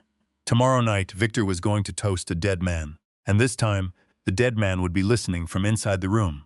The service entrance was on the east side of the hotel, behind the loading dock and beneath a row of security lights that made everyone look tired. I arrived at 7:46. The front of the building was glowing. Black cars rolled beneath the awning. Valet opened doors for board members, investors, reporters, and executives who had spent the last 17 days sending condolences about me. I watched from across the service lane. For 10 years, I had entered Mercer Hale events through the front door. That night, I used the door for florists and lighting technicians. Rachel had arranged it legally. The hotel's independent security director had been shown my identification, the relevant corporate records, and enough documentation to understand that I was not an intruder. He did not know the entire case. He did not need to. He met us beside a gray steel door. Mr. Mercer, he said quietly. Hearing my name spoken normally almost felt strange. Rachel handed him a folder. You understand the plan? He nodded. You remain backstage until I confirm the people we need are in the room. If anyone tries to remove you before that, my team intervenes. I looked at him. You believe me? He gave a small shrug. I believe passports, attorneys, and matching fingerprints. Fair enough. A setup supervisor gave me a plain black event jacket. I was not disguised as a waiter. I did not carry trays or wear a fake badge with another man's name. The jacket simply made me less noticeable from a distance while technicians moved around me. That was enough. People rarely see what they are not expecting, and nobody in that building expected a dead founder to be walking through the loading dock. I followed Rachel through a narrow hallway lined with crates, folded tables, and unused floral arrangements. I passed a rack of table numbers and recognized the typeface from a branding guide I had approved years earlier. Even the details belonged to decisions I had once made. Then I saw the first banner, 10 years of Mercer Hale, my company. My name. 10 feet farther, another banner displayed photograph from our first decade. Victor shaking hands with the governor. Victor on a magazine cover. Victor opening our Chicago office. I appeared too, always beside him. Always slightly behind, we continued toward the ballroom. The music grew louder. Through a curtain, I could hear laughter and silverware against china. Then I turned a corner and stopped. A portrait of me stood on an easel. It was nearly 6 feet tall. The photograph had been taken 2 years earlier at a leadership conference. I was smiling slightly, wearing a navy suit. Someone had converted it to black and white. Beneath it were white flowers. Below the frame, a small brass plaque read, Daniel Mercer co-founder, 1965-2026, a legacy that endures. I stared at the dates. There is something unnatural about seeing the end of your life printed beneath your own face. Rachel came back toward me. You okay? Yes, it was not entirely true. I stepped closer. Someone had placed a leather guest book beside the portrait. People had written messages. Thank you for believing in us. You changed this company forever. Rest in peace, Daniel. One employee had written, I wish I had thanked you when I had the chance. I closed the book. The anger I felt was different from what I expected. Not hot, heavy. These people were grieving because Victor had made grief useful. My death had become decoration. A black and white photograph. Flowers, a transition strategy. Rachel touched my arm. North Star arrived. I looked toward the curtain. And the board? 4 members are seated. The 5th is coming down now. Owen in position. The security director spoke quietly into his radio. No one rushed. That mattered. Victor had built tonight around certainty. The certainty that I was gone. The certainty that he controlled the company. The certainty that whatever story he told from that stage could not be contradicted by the man whose name came first on the wall. I removed the event jacket. Underneath, I wore the dark suit I had laid out the night before. Rachel looked at her watch. 8:22. 8 minutes. From the ballroom came a burst of applause. I stood beside my memorial portrait and listened to strangers celebrate the company I had helped build. Then the lights inside began to dim. Victor's introduction was starting. Rachel looked at me. Once you step through that curtain, there is no going back. I looked at the photograph one last time. There has not been any going back since he put a death date under my name. Then I moved toward the stage. The ballroom lights softened as Victor walked to the podium. I could see him through a narrow opening in the curtain. 300 people faced the stage. Behind Victor, the memorial screen showed the old photograph of us standing outside our first office. Both of us younger, both of us convinced the hardest part was behind us. Victor smiled. 10 years ago, he began. 2 men sat at a folding table with 1 laptop, 1 client, and absolutely no idea what they were doing. The room laughed. It was a good opening. Because it was true, then Victor began changing the truth. He described me as the person who gave the company its original intellectual spark. A visionary, a mentor, a man whose greatest gift had been recognizing Victor's ability to turn ideas into growth. That was new. The irony was surgical. He was praising my humility while using that humility to erase my authority. He told people I never wanted the spotlight, then used my absence from it as proof that he had always carried the company. Every compliment made the theft sound almost respectful too. Victor spoke about the years when Daniel gradually stepped away from daily leadership and he had been forced to carry more of the operational burden. I watched board members nod. Some believed him. Others had heard the story enough times that repetition had become evidence. He talked about our expansion into Chicago and Boston. He did not mention that I negotiated the 2 clients that financed both offices. He talked about the software platform that changed our margins. He called it the product our leadership team developed under my direction. I had written its original architecture on a yellow legal pad in my kitchen. I stayed behind the curtain. Rachel stood 10 feet away. No reaction, no interruption. Victor needed to finish. The more complete his story became, the harder it would be to pretend later that everyone had misunderstood him. He lowered his voice when my photograph appeared behind him. Daniel never cared about recognition. That part was true. He cared about building something larger than himself. Also true, and I know if he could see this room tonight, he would be proud of where we are going. My jaw tightened. Victor looked toward the front table. North Star's managing partner, Charles Renner, sat beside 2 transaction attorneys and our lead investment banker. Victor raised one hand toward them. The next decade will require courage. It will require new resources, broader reach, and the willingness to evolve. There it was. The sale without saying sale. Applause moved through the room. Victor waited. He had always understood applause. Then he said, "We have spent 10 years becoming a company worth preserving. Now we have the opportunity to become a company capable of defining an industry." Charles Renner smiled. Victor saw it. His shoulders relaxed. He thought the room belonged to him. The memorial had done its job. My death had softened the audience. His version of our history had positioned him as the natural survivor. North Star was no longer a buyer circling a disputed company. They were the future, and Victor was presenting himself as the bridge. He picked up the champagne glass placed beside the podium. Every table had been prepared for the toast. Waiters moved through the room, lifting bottles, glasses filled. The memorial image behind Victor changed to a simple black screen with white letters. Daniel Mercer, 962-2026. Victor looked at my picture for several seconds. He was good. Even knowing what he had done, I could almost admire the precision. His voice became rough at exactly the right moment. For 10 years, Daniel was my partner. He paused, my friend. Another pause. My brother. That word landed differently now. I remembered him sleeping on my guest room couch after his divorce. I remembered sitting beside his hospital bed after an emergency surgery. I remembered signing the first shareholder agreement because neither of us could imagine the other abusing it.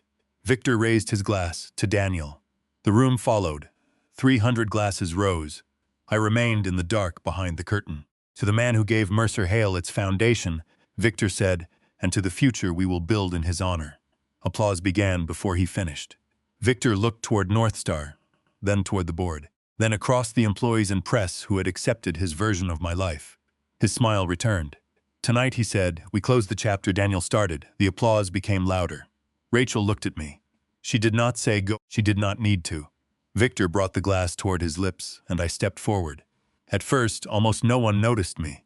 The lights were still centered on Victor. I came through the side curtain into a narrow strip of darkness beside the stage and walked toward the nearest pool of light. One step, then another. A woman at the front table saw me first. Her champagne glass stopped halfway to her mouth. She was one of our outside directors, Margaret Sloan. I had known her for 11 years. Her eyes widened. The man beside her followed her stare. Then he saw me. His smile disappeared. Recognition moved through the first table without a sound. That was the strange part. Nobody screamed. Nobody shouted my name. The room simply began losing noise. Applause died in pieces. A few hands kept clapping because the people attached to them had not yet understood why everyone else had stopped. Victor was still looking toward North Star. He heard the change before he saw the reason. Every experienced speaker knows when a room stops belonging to him. Victor lowered his glass. His eyes moved toward the front tables, then toward the aisle, then toward me. For perhaps 2 seconds, nothing happened to his face. He looked directly at me without recognition. His mind rejected the information before it processed it. Then his fingers tightened around the stem of the champagne glass.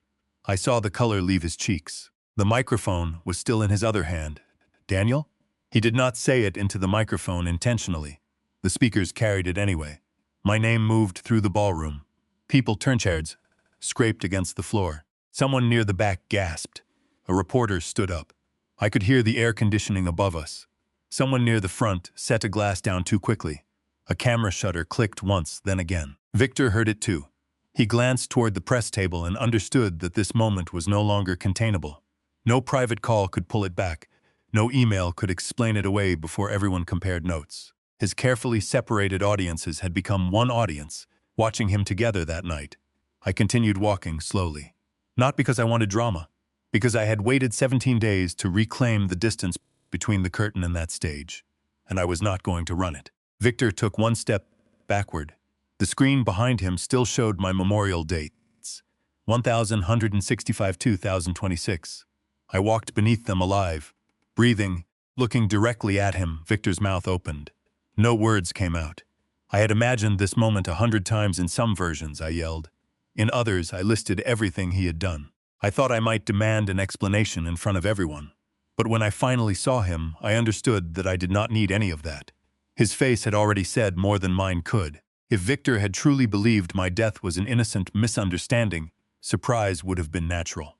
What I saw was not surprise. It was terror. He looked at me the way a man looks at a locked door that has just opened by itself. The glass in his hand trembled. One drop of champagne spilled over his fingers. I reached the foot of the stage. Victor found his voice.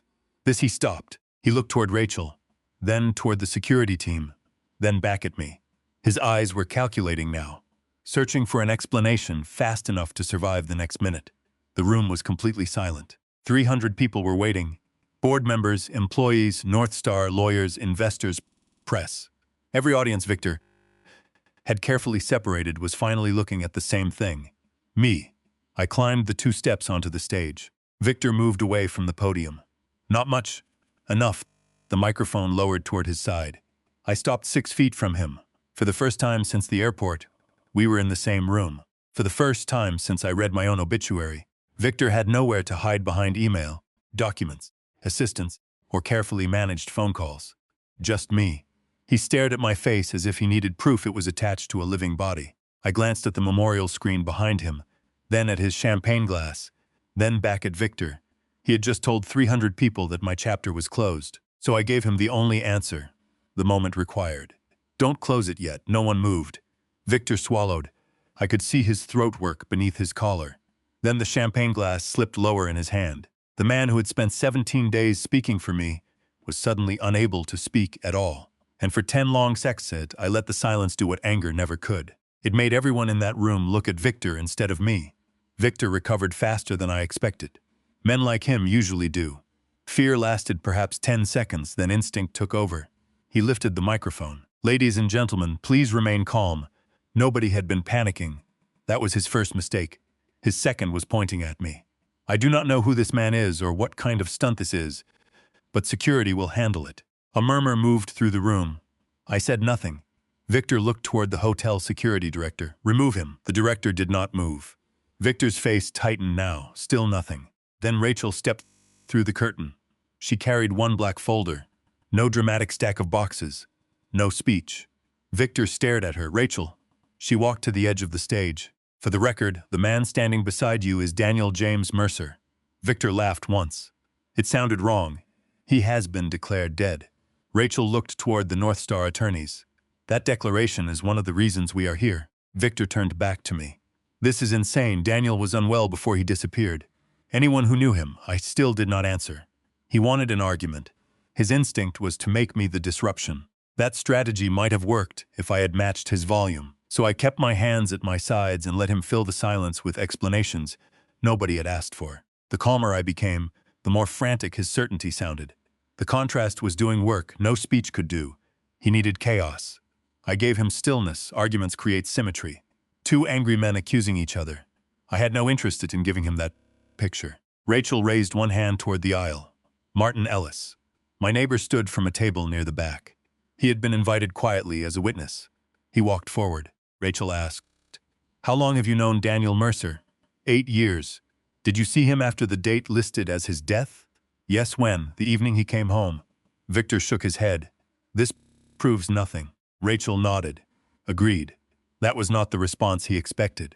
She turned. A second man stood. Dr. Samuel Grant, the physician who had examined me before my trip and reviewed records from the period afterward. He confirmed my identity. Then the hotel security director stated that my passport and other identification had been reviewed before I entered. Rachel did not ask the room to believe a miracle. She gave them ordinary fact. A neighbor, a physician identification, records. The kind of things real life is built on. Victor tried again. He could have staged this. He has been under enormous stress. He may not understand what has happened with the company. There it was. The unstable founder story. Rachel had predicted it almost word for word. I walked toward the table positioned beside the podium. For the first time I spoke. Victor, he stopped. I opened the folder Rachel had placed there. Inside was my passport, my travel record, the certified copy of the death certificate, the board minutes, the electronic consent bearing my name. I placed them on the table one at a time. No flourish, no accusation. Passport, board record, death certificate, forged consent. Victor watched each page appear. The room watched Victor. That distinction mattered. I did not need to convince 300 people that I was alive anymore. They could see me. The question changing inside the ballroom was much more dangerous. If Daniel Mercer was standing here, who had told everyone he was dead, Charles Renner from North Star stood. Victor, did you provide our team with a death certificate for Mr. Mercer? Victor looked at him. We received documentation through proper channels. That was not an answer. One of our board members spoke next. Did you tell us Daniel was deceased? Victor's jaw tightened. I reported what had been confirmed to me. By whom? He hesitated. Rachel said nothing. I said nothing. Silence had become our strongest witness. Victor looked at the papers, then at the people around him, searching for the version of the room he had controlled 5 minutes earlier. It was gone. The security director moved closer, but not toward me, toward the stage. For 17 days, he had depended on my absence. Now, my presence required almost no explanation. I was alive. I was standing there. And every document he had used to establish the opposite had suddenly become evidence of something else. Victor gripped the microphone. This is a private corporate matter. Rachel finally smiled. No, she said. It stopped being private when you used it to sell the company. The memorial screen behind us was still showing my photograph. Rachel looked toward the hotel's audiovisual director. He was waiting beside the control station. What happened next had been arranged hours earlier with the venue management and council. No hacking, no stolen passwords, no employee secretly hijacking Victor's presentation. The hotel controlled the equipment, and the hotel had authorized a prepared evidentiary presentation once Rachel confirmed the dispute had been raised in the room. She nodded. The photograph disappeared. The screen went black. Victor spun toward it. What are you doing? The first slide appeared. Daniel Mercer verified activity. Below it were 4 dates. A medical appointment. A credit card transaction. A time-stamped trail camera image. My return flight. The dates crossed the period when Victor claimed I had died. The screen changed. Alleged date of death. A single line. 6 days before I returned. Then the certificate appeared. Not enlarged enough to expose private numbers. Only the relevant fields. My name, the supposed place of death, the false date, and the incorrect street number, copied from Mercer Hale's internal records. Victor stepped toward Rachel. You cannot display confidential documents, Rachel answered quietly. Then you may want to explain why your office distributed them. The next slide appeared. Medical incapacity. 3 days before my alleged death. A board minute stated that I was unable to attend due to medical incapacity. Beside it was the evidence placing me alive, mobile, and nowhere near the medical emergency described. No paragraphs, no legal lecture. Just 2 facts side by side. Victor looked toward the board. This was based on information we received at the time. Nobody answered. The slide changed again. Electronic consent. My name appeared beneath the document authorizing temporary financial measures. Then another line appeared below it. Daniel Mercer denies signing. The ballroom became quieter. Victor raised the microphone. This is defamatory. Owen stepped into view near the side of the stage. We preserved the source files as received. Victor's eyes moved to him. That was the moment I saw him understand there was more than one folder. The screen advanced. I watched employees turn toward one another as the dates settled into place. People who had received different pieces of Victor's story were seeing the sequence together now. One director leaned forward with both hands on the table. A North Star attorney stopped taking notes and stared. Victor had depended on compartmentalization. The screen removed it. Events that had looked separate now sat beside one another, connected by dates, documents, and the same transfer of power. Even people who understood nothing about corporate law could understand sequence. Sequence was beginning to look like intent. Succession meeting, my reported death, voting authority suspended. Victor designated surviving founder. Corporate control procedures activated. 4 events. 4 dates. A clean progression. Rachel had insisted the presentation be simple enough that anyone in the room could understand it without knowing corporate law. She was right. Victor had built his plan through complexity. We stripped it back to sequence. First, Daniel was described as incapacitated. Then Daniel supposedly died. Then documents bearing Daniel's electronic signature appeared. Then Daniel's authority disappeared. Then Victor's increased. The screen changed. North Star Continuity Certification. That was the document Victor had approved the night before. The relevant language appeared in large letters. No unresolved founder or shareholder authority capable of preventing the proposed transaction. A low murmur passed through the North Star table. Charles Renner stood again. Victor, when was this certification prepared? Victor ignored him. He turned toward the audiovisual station. Turn this off. The director looked at Rachel. Rachel did not respond. She did not need to. The hotel's counsel was standing beside him. The presentation continued. Every time Victor protested, people looked harder at the screen. Every time he called it confidential, someone wondered why those documents existed. Every time he called me unstable, the dates remained unchanged. That was the beauty of evidence. It did not need to raise its voice. The final slide of that sequence appeared, one horizontal timeline. My trip began, founder tribute prepared, medical incapacity recorded, death certificate surfaced, succession authority activated, North Star certification prepared my return. The room stared at it. No accusation appeared beneath the timeline.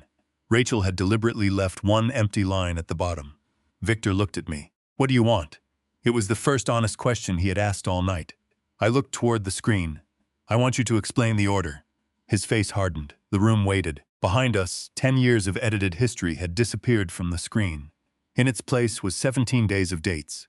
Victor had never expected anyone to see together, and this was only the part about my death. Rachel did not advance the screen immediately. Instead, she walked to the table and picked up the document bearing my electronic signature. Margaret, she said. Margaret Sloan looked up from the front table. You voted at the emergency board meeting 3 days before Daniel was reported dead, correct? Margaret's face had gone pale. Yes. What were you told? That Daniel had suffered a medical event and could not participate. Were you shown this consent? Rachel held up, stared at it. Yes. And did you rely on it? A longer pause. Yes.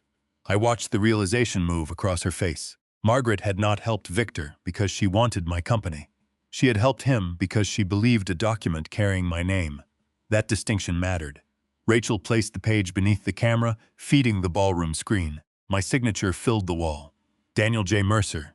Confident false. Then she placed a second image beside it, a file. History, creation date, modification time. Certificate details, device information.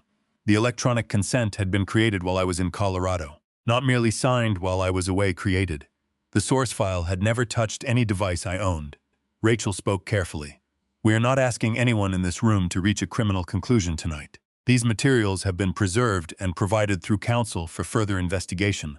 Victor seized on that immediately. So you admit you do not know who created it?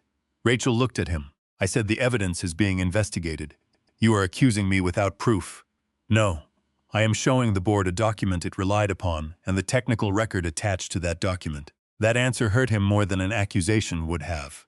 The board could see the problem for itself. Rachel moved the consent beside the emergency board minutes, then beside the succession resolution, then beside the ownership record showing my 46% stake. 4 pages, 1 chain. A signature I had never made gave credibility to a meeting I had never attended. That meeting helped activate a succession process built around a death that had never happened. That succession process reduced the power attached to shares I still owned. The machinery looked elegant until the living man whose name appeared on it stood beside the screen. Margaret turned toward Victor. You told us Daniel had approved temporary authority before he became unreachable. Victor's eyes narrowed. That was the information provided to me. By whom? Legal and administrative channels. Rachel looked toward our general counsel. He shifted in his chair. Victor, he said, your office sent the consent to us. The room changed again, not loudly. That was becoming the pattern. One person stopped defending him. Then another began asking a question. Then someone who had trusted him started rereading a page. Victor looked at the general counsel as if he had committed an act of betrayal. But that was the problem with borrowed loyalty. It disappears when the facts become expensive. Another board member, Thomas Avery, leaned toward the microphone at his table. I voted to suspend Daniel's authority because I believed both the incapacity notice and the consent were authentic. He looked at me. Daniel, did you authorize either? No. Did you speak to Victor about temporary transfer of control before your trip? No. Thomas leaned back. For the first time that night, anger appeared on someone else's face. Not mine.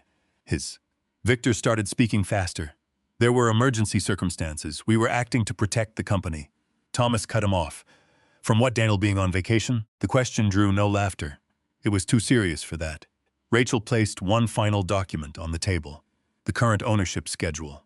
My name remained exactly where it had always been. 46%. You cannot erase beneficial ownership with a memorial speech, she said. And you cannot create valid consent simply because a document displays someone's signature. Victor looked toward North Star's lawyers.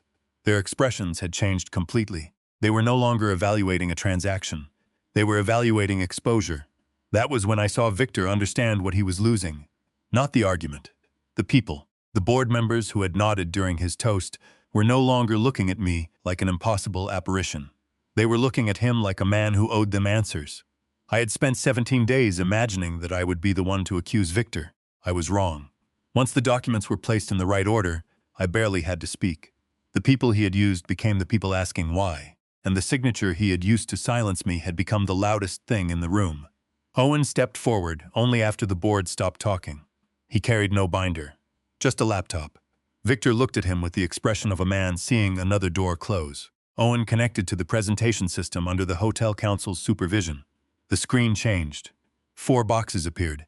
Mercer Hale, Red Veil Advisory, Blue Orchard Partners, offshore entities. That was all. No dramatic arrows at first, no accusations. Owen spoke quietly. We began with vendor payments that Daniel did not recognize. The first number appeared, 48,000, then 75,000, then 120,000, then 250,000. Each payment moved from Mercer Hale to companies described as consultants. Victor interrupted. We use hundreds of consultants. Owen nodded. Yes, that response seemed to irritate him. Owen added the next layer. Registered agents, shared mailing addresses, overlapping service providers, banking instructions. The separate vendors began connecting. Red Veil linked to a Delaware entity. Blue Orchard linked through another intermediary. 2 other firms shared administrative infrastructure. Then the arrows continued offshore. Cayman Islands, British Virgin Islands. The total appeared in the corner. $6.8 million documented to date. A sound moved through the ballroom. Not a gasp. Something lower. The sound people make when a number changes the meaning of everything before it. Owen raised one hand. We are not presenting $6.8 million as a final loss calculation. The review is ongoing. We are presenting transfers requiring explanation. Victor laughed sharply. Exactly. Legitimate business expenses. Some may have been, Owen said. Then he advanced the slide. A resort invoice appeared. Cabo San Lucas, $32,000. Beside it was a corporate reimbursement tied to Blue Orchard Partners. Then came a charter flight. Then a Manhattan residential lease used during the North Star negotiation period. Victor's mouth tightened. Owen did not call them theft. He did something more damaging. He showed dates. The resort overlapped with a trip Victor had described to the board as personal. The Manhattan property overlapped with acquisition meetings. Victor had never disclosed to me. Several vendor transfers occurred within days of those meetings, and the money had begun moving months before anyone declared me dead. I felt something inside me settle. Until then, some part of me had believed Victor wanted one enormous payday and had destroyed our friendship to get it. The timeline showed something uglier. He had been taking pieces long before he tried to take the whole thing. North Star's chief transaction attorney leaned toward Owen. Were these vendors included in the financial diligence materials we received? Owen looked at Rachel. Rachel answered, We have not completed that comparison. The attorney turned to Victor. Were related party or affiliate relationships disclosed? They are not related parties. Who are the beneficial owners? We are determining that. The attorney stared at him. You are determining ownership of vendors your company paid millions of dollars? Victor's confidence cracked for half a second. They were managed through finance. Our chief financial officer was sitting 2 tables away. He stood. I did not establish those vendors. Victor turned toward him. You approved payments. I approved payment batches after executive certification. From whom? The CFO did not answer immediately. Then he said, Your office. Another thread broke. Owen changed the screen again. This time there was one line running horizontally across 11 months. Above it sat vendor payments. Below it sat North Star meetings. The clusters were impossible to miss. Money moved. Negotiations intensified. Succession questions appeared. More money moved. I disappeared. The death certificate surfaced. Control shifted. Then another transfer was prepared. $2.3 million. Pending, Charles Renner stood. Is that pending transfer still scheduled? Rachel answered. Steps have been taken to preserve the relevant assets while the authorities and institutions review the underlying documentation. Victor turned sharply. You froze company money? No, Rachel said. We sought lawful preservation where there was a documented risk of disputed funds moving. North Star's banker was already whispering to its lawyers. Their due diligence model had assumed Mercer Hale's books were reliable. Now they were seeing vendors they might not understand, offshore pathways they had not priced, and expenditures connected to the executive asking them to buy the company. The $240 million valuation suddenly looked less like a number. It looked like a question. I stared at the screen. Victor had wanted my shares. He had wanted control, but the money trail said the betrayal had started before either. For months, perhaps longer, he had been using the company like a private reservoir, and North Star had just realized the financial statements supporting its purchase might have been built over water. It had never measured. Charles Renner did not sit down. He looked first at Victor, then at his lawyers, then at the screen showing the pending transfer. North Star is suspending all transaction activity effective immediately. Victor blinked. Charles, let's not overreact. This is not an overreaction. We can explain the vendor structure. That is no longer the only issue. Victor stepped away from the podium. You know this company. You have spent 6 months reviewing us. Charles nodded. Yes. Based on representations that are now materially in question. North Star's lead attorney stood beside him. We have an unresolved ownership dispute, possible defects in founder consent, questions concerning succession authority, and financial transactions that require independent forensic review. Victor looked toward me. This is exactly what he wanted. Charles did not follow his gaze. What Mr. Mercer wants is not relevant to our decision. That sentence cut Victor off at the knees. For days he had prepared a story in which I was the emotional obstacle, the cautious founder, the man unwilling to evolve, the dead partner, whose absence finally allowed progress. Now North Star was telling him the problem was not my personality. It was his paperwork. Victor tried another approach. The ownership issue can be cured. Rachel spoke from beside the table. Daniel's 46% is not a typo. Victor ignored her.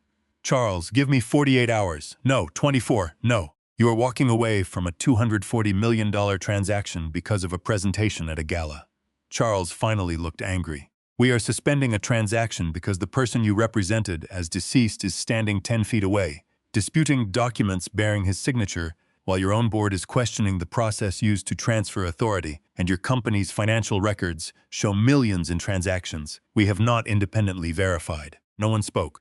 Charles continued. If those issues are resolved, our advisors will determine whether there is any basis to revisit discussions. Victor heard only the part he wanted. So the deal is not dead. Charles looked at him for a moment. The current deal is. There it was. No applause. No triumphant music. Just 6 words. The current deal is dead. Victor had needed me dead to make the transaction possible. He had converted my absence into certainty. He had used a death certificate to remove a signature he could not obtain. He had built the entire sale around the idea that a dead founder could not say no. Then I walked into the room, and the first thing to die was the deal. Victor's face tightened. You cannot do this publicly. Charles gathered his papers. We are doing it because the issues became public to us. North Star's lawyers closed their folders. The investment banker who had spent the evening smiling beside Victor was suddenly studying the tablecloth. One by one, the people whose presence had made Victor look powerful began behaving as if distance from him had value. That was faster than anger. Money understands risk quickly. Victor turned toward the board. We are not letting one stage disruption destroy 10 years of work. Margaret Sloan answered him. This is not one disruption, Thomas Avery added, and we are not voting on anything else tonight. Victor looked around the room. His anniversary banner still hung above the stage. 10 years of Mercer Hail. The same words that had looked like a coronation 30 minutes earlier now felt almost cruel. He had planned to use the gala as the ceremonial opening of a new chapter. North Star's team had expected to leave with clearer authority, cleaner succession, and momentum toward closing. Instead, they were leaving with litigation questions, forensic questions, governance questions, questions about whether the man selling the company had the right to sell it at all. I did not raise my glass. I did not tell Victor he deserved it. I did not need to. The transaction he had rearranged my life to secure was already collapsing under the weight of the facts he had tried to hide. Charles passed me on his way toward the aisle. He stopped briefly. Mr. Mercer, our counsel will contact yours. I nodded. Professional. Nothing more. That mattered too. This was not North Star choosing me over Victor. It was North Star choosing not to buy a company whose ownership and financial truth had become uncertain in real time. Victor had spent 17 days trying to turn my death into a clean transaction. My return turned the transaction back into what it had always been, a deal that required my consent, and he had never had it. North Star had barely begun gathering its folders when Victor reached for his phone. He looked at the screen, then looked again. Something changed in his face. My access is blocked. Victor tapped. Faster. He opened another application. Then another. What did you do? No one here changed your password, Rachel said. My treasury access is restricted, yes. You froze me out of my own company. No, financial institutions received preservation notices and court filings supported by the records we discussed. Victor stared at her. The distinction mattered. Nothing happening now had been created by the ballroom. The ballroom was only where Victor finally learned about it. Rachel had prepared emergency filings before I arrived. Council had notified the necessary institutions that ownership, authority, and certain transfers were disputed. Requests to preserve records had already been delivered. Where legal standards were met, temporary restrictions had been sought, so money and evidence could not disappear while the facts were examined. Victor looked toward the exits. He seemed to understand that leaving the room would not restore control. His phone rang. He answered, "This is Hale." We could not hear the voice on the other end. We did not need to. Victor's expression told us enough. "No, you do not suspend a facility without calling me first." Pause. "I am the chief executive." Another pause. "What order?" He turned away from the audience. Rachel looked at me. Not triumphantly. Simply confirming what we both knew. The mechanisms had started moving. Victor ended the call and immediately made another. This time his voice was lower.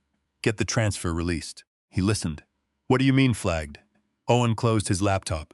The pending $2.3 million transfer was no longer just a line on our chart. The institution handling it had been alerted to the dispute and had initiated its own review consistent with the legal process underway. Victor turned toward us. "You had no right," Rachel answered. "That is for the court and the institutions to determine." Then the ballroom doors opened. 2 federal investigators entered with hotel security and an attorney from the team coordinating with Rachel. Nobody rushed Victor. Nobody put him in handcuffs. There was no cinematic arrest. That was not why they were there. They had already been reviewing information supplied through counsel. Their purpose that night was narrower. Preservation, identification, service of process connected to the investigation, and noticed that certain records and accounts were not to be altered, destroyed, or moved outside lawful procedures. One investigator approached Rachel first. They spoke quietly. Then he walked toward Victor. "Mr. Hale." Victor looked around the room as if searching for someone who could say no on his behalf. No one did. The investigator identified himself and handed Victor a document. Victor read the first page. His mouth tightened. "This is ridiculous." The investigator did not respond to the insult. He simply explained what the document required. That was the difference between consequences and threats. Threats need emotion. Consequences need procedure. Victor turned toward our general counsel. "Fix this." The lawyer remained seated. "I represent the company, Victor." "I am the company, no," I said. It was the first time I had spoken in several minutes. Victor looked at me. I did not continue. I did not need to. The line hung between us. For years, Victor had blurred those two things. His title and the company, his ambition and our interests, his authority and ownership. Now every institution around him was separating them again. The board, North Star, the bank, council, investigators, even the hotel security team. Victor had spent 17 days making me powerless by telling everyone I no longer existed. But I had not come back to reverse the trick and make him disappear. I had come back to force every system he had manipulated to examine what he had done. That process had started before I entered through the service door. By the time Victor raised his champagne glass, preservation notices were already moving. By the time he called me a stranger, lawyers had already prepared the filings. By the time the offshore transfers appeared on the screen, financial institutions were already reviewing the relevant accounts. The gala had not triggered the trap. It had revealed it. Victor looked toward the doors again. Outside them were reporters. Inside them were investigators. On the screen behind him was the money trail. On the table beside me was the signature he said I had made. He finally understood. I had not come to threaten his future. I had arrived after the machinery capable of changing. It was already in motion. And now, for the first time, the doors were closing from the outside. Victor did not leave when the investigators handed him the preservation notice. He changed stories. He put the microphone down, then picked it up again, as if reasonableness might return the room to him. "You are all seeing this without context," he said. Daniel had been withdrawing from the company for months. He was exhausted. He stopped attending meetings. He disappeared without telling the board where he was going. I looked at Rachel. She said nothing. Neither did I. Victor pointed toward me. He abandoned his responsibilities, and I had to protect the company. Rachel opened a folder. March 12th, she said. Email from Daniel to Victor. Subject: North Star Diligence. Daniel asks to schedule 3 additional review meetings. The screen showed the email. Victor's jaw tightened. He was still disengaged. Rachel advanced. March 15th. Daniel leads the client renewal meeting with Westbridge Energy. Another date. March 18th. Daniel approves the cybersecurity upgrade. Another March 20th. Daniel sends Victor a written objection to any full sale without employee protections. A man who had abandoned the company was doing a remarkable amount of work. Victor changed direction. That does not mean he was well. There it was, the second story. He had been under medical strain. He told me personally he needed time away and that I should handle whatever was necessary. I finally spoke. I told you to run ordinary operations for 10 days. Victor looked at me. You said more than that. What did I say? You said you trusted me to make the decisions. Rachel turned toward Victor. When? Before he left? Date? I do not remember. Email? It was verbal? Witness? This is not a deposition. No, Rachel said. That is why you are free to stop answering. He should have stopped. Instead, he kept digging. Daniel knew there was a possibility his condition could worsen. We discussed continuity. We discussed the founder provisions. I felt Rachel become still beside me. Not surprised alert, she asked. Which founder provisions? The succession mechanism. The buy-sell clause. Temporary authority if he became incapacitated. Victor answered too quickly. Rachel waited 1 second. Then 2. Victor, you said earlier tonight that you relied on information provided through legal and administrative channels after Daniel became unreachable. Yes. And now you are saying you discussed activating the specific death and incapacity provisions with Daniel before he left. I said continuity generally. You just named the buy-sell clause because everyone knows it exists. Margaret Sloan leaned forward. I did not. Victor looked at her. She continued. You told the board the succession language had been identified after Daniel's medical event. Victor's face changed. He had stepped across one of his own timelines. Rachel opened another email. March 21st. Victor to outside transaction advisor. Need updated analysis on founder trigger mechanics before D leaves. Victor stared at the screen. The room was silent again.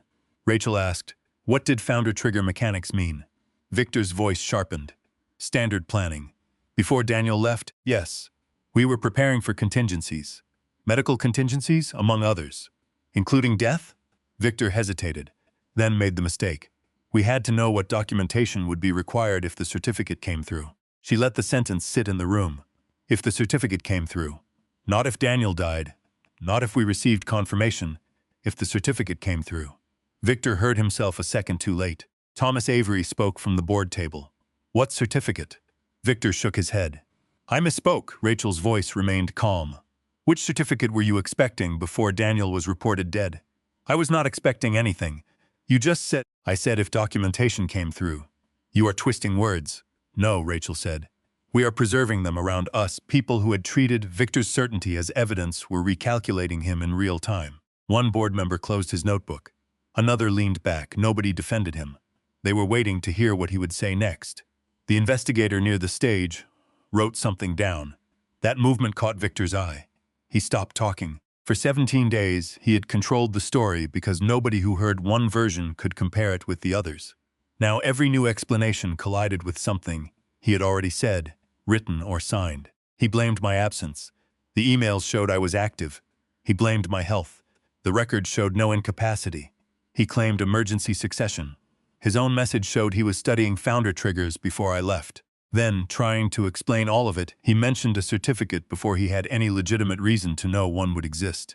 I had wanted to cross-examine Victor myself. I was glad I did not. The most damaging witness in the room had become Victor Hale. Rachel waited until Victor stopped talking before she opened the final folder.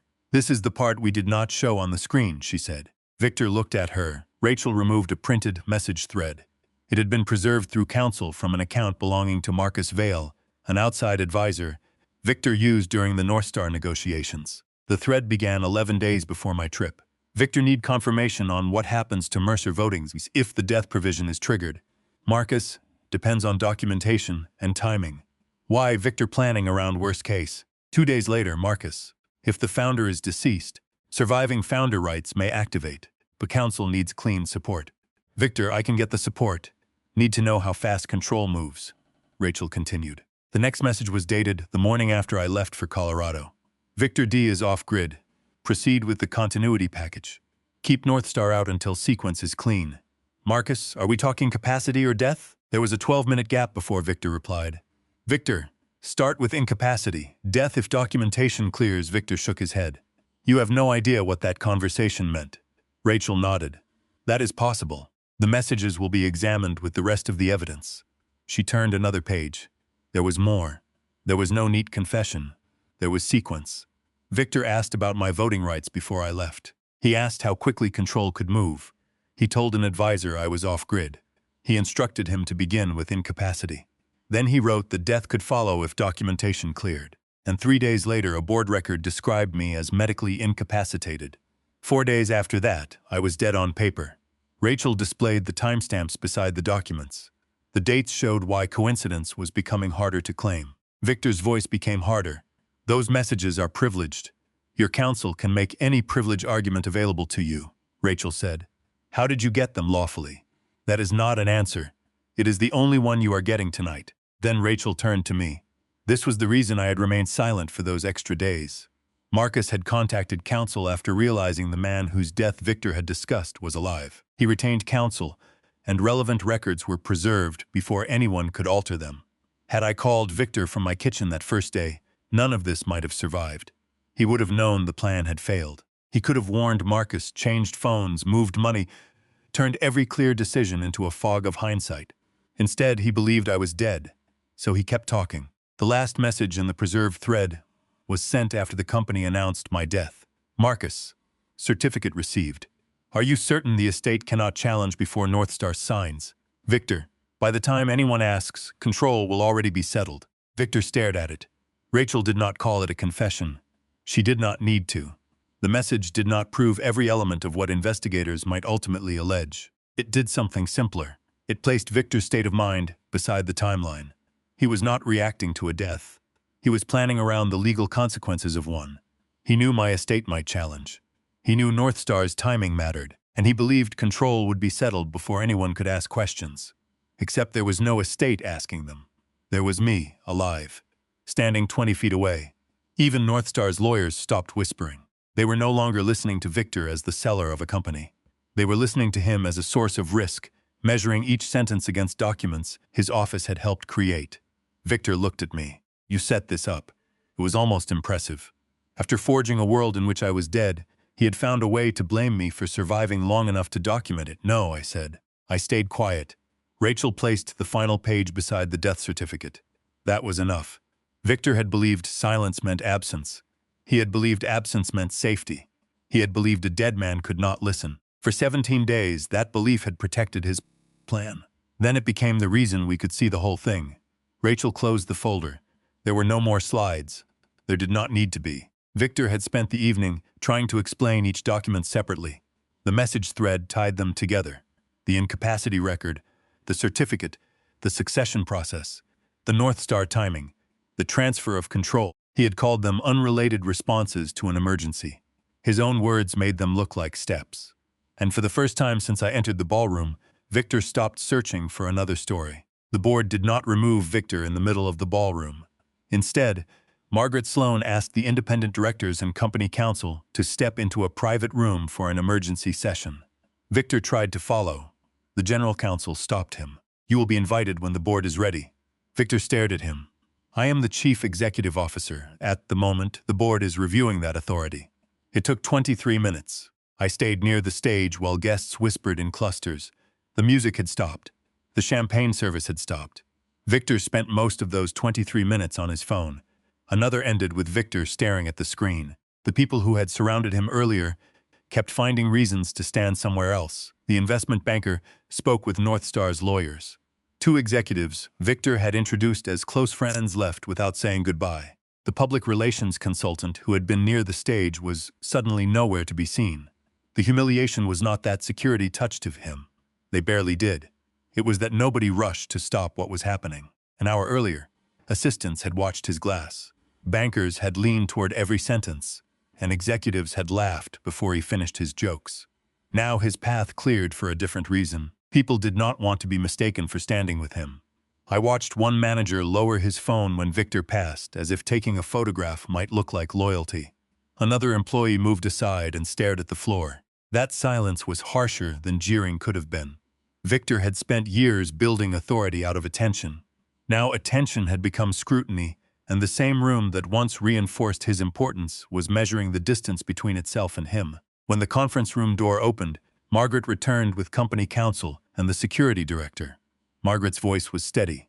Pending further review, the board has placed you on administrative leave from all executive functions. Victor stared at her. You cannot do that, we just did. I own 44% of this company, and Daniel owns 46%. Victor looked toward me. Margaret continued. You are not to access company systems, direct employees, authorize payments, enter executive offices, or represent Mercer Hale in any transaction until the board and council complete their review. This is my company. Company counsel answered. No, it is a company in which you own shares. Victor turned toward security. You are really going to escort me out? The security director remained professional. I have been instructed to accompany you while you collect personal items that have already been cleared for removal. You will not enter restricted offices tonight. Victor laughed bitterly. Years earlier, Victor had developed a habit of saying one sentence whenever someone questioned his authority. I decide who walks through these doors. He said it to vendors, employees, and once to me during an argument. Tonight, nobody repeated the sentence. They did not need to. Victor walked toward the ballroom exit with security beside him. No handcuffs, no struggle. Just a man being escorted out of the environment he had spent years convincing himself belonged to him. He passed the North Star table. Charles Renner looked down at his documents. He passed the bankers. One of them stepped aside without meeting his eyes. He passed Margaret. She did not move. Then Victor passed me. For half a second, our shoulders were level. He stopped. You think you won? I looked at him. I could have asked how it felt to be removed from a room he once controlled. This is not over, I told him, because it was not. There would be investigations, court filings, forensic accounting, board proceedings, questions about the offshore entities, questions about the forged documents. Victor wanted me to celebrate too early. I would not give him that mistake. He continued walking.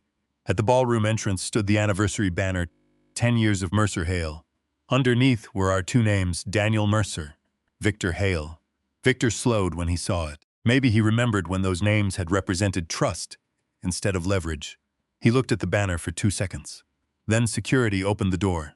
Outside, camera flashes began almost immediately. Victor flinched. Then he disappeared into the hallway. The door closed behind him. I remained inside. There was no applause. The room was too tired for victory. I stood beneath the name of the company we had built together and understood something I had not understood when I came through the service entrance. Reclaiming a legacy does not feel like taking a crown. Sometimes it feels like watching someone you once trusted walk away carrying nothing but the consequences of what he chose to become.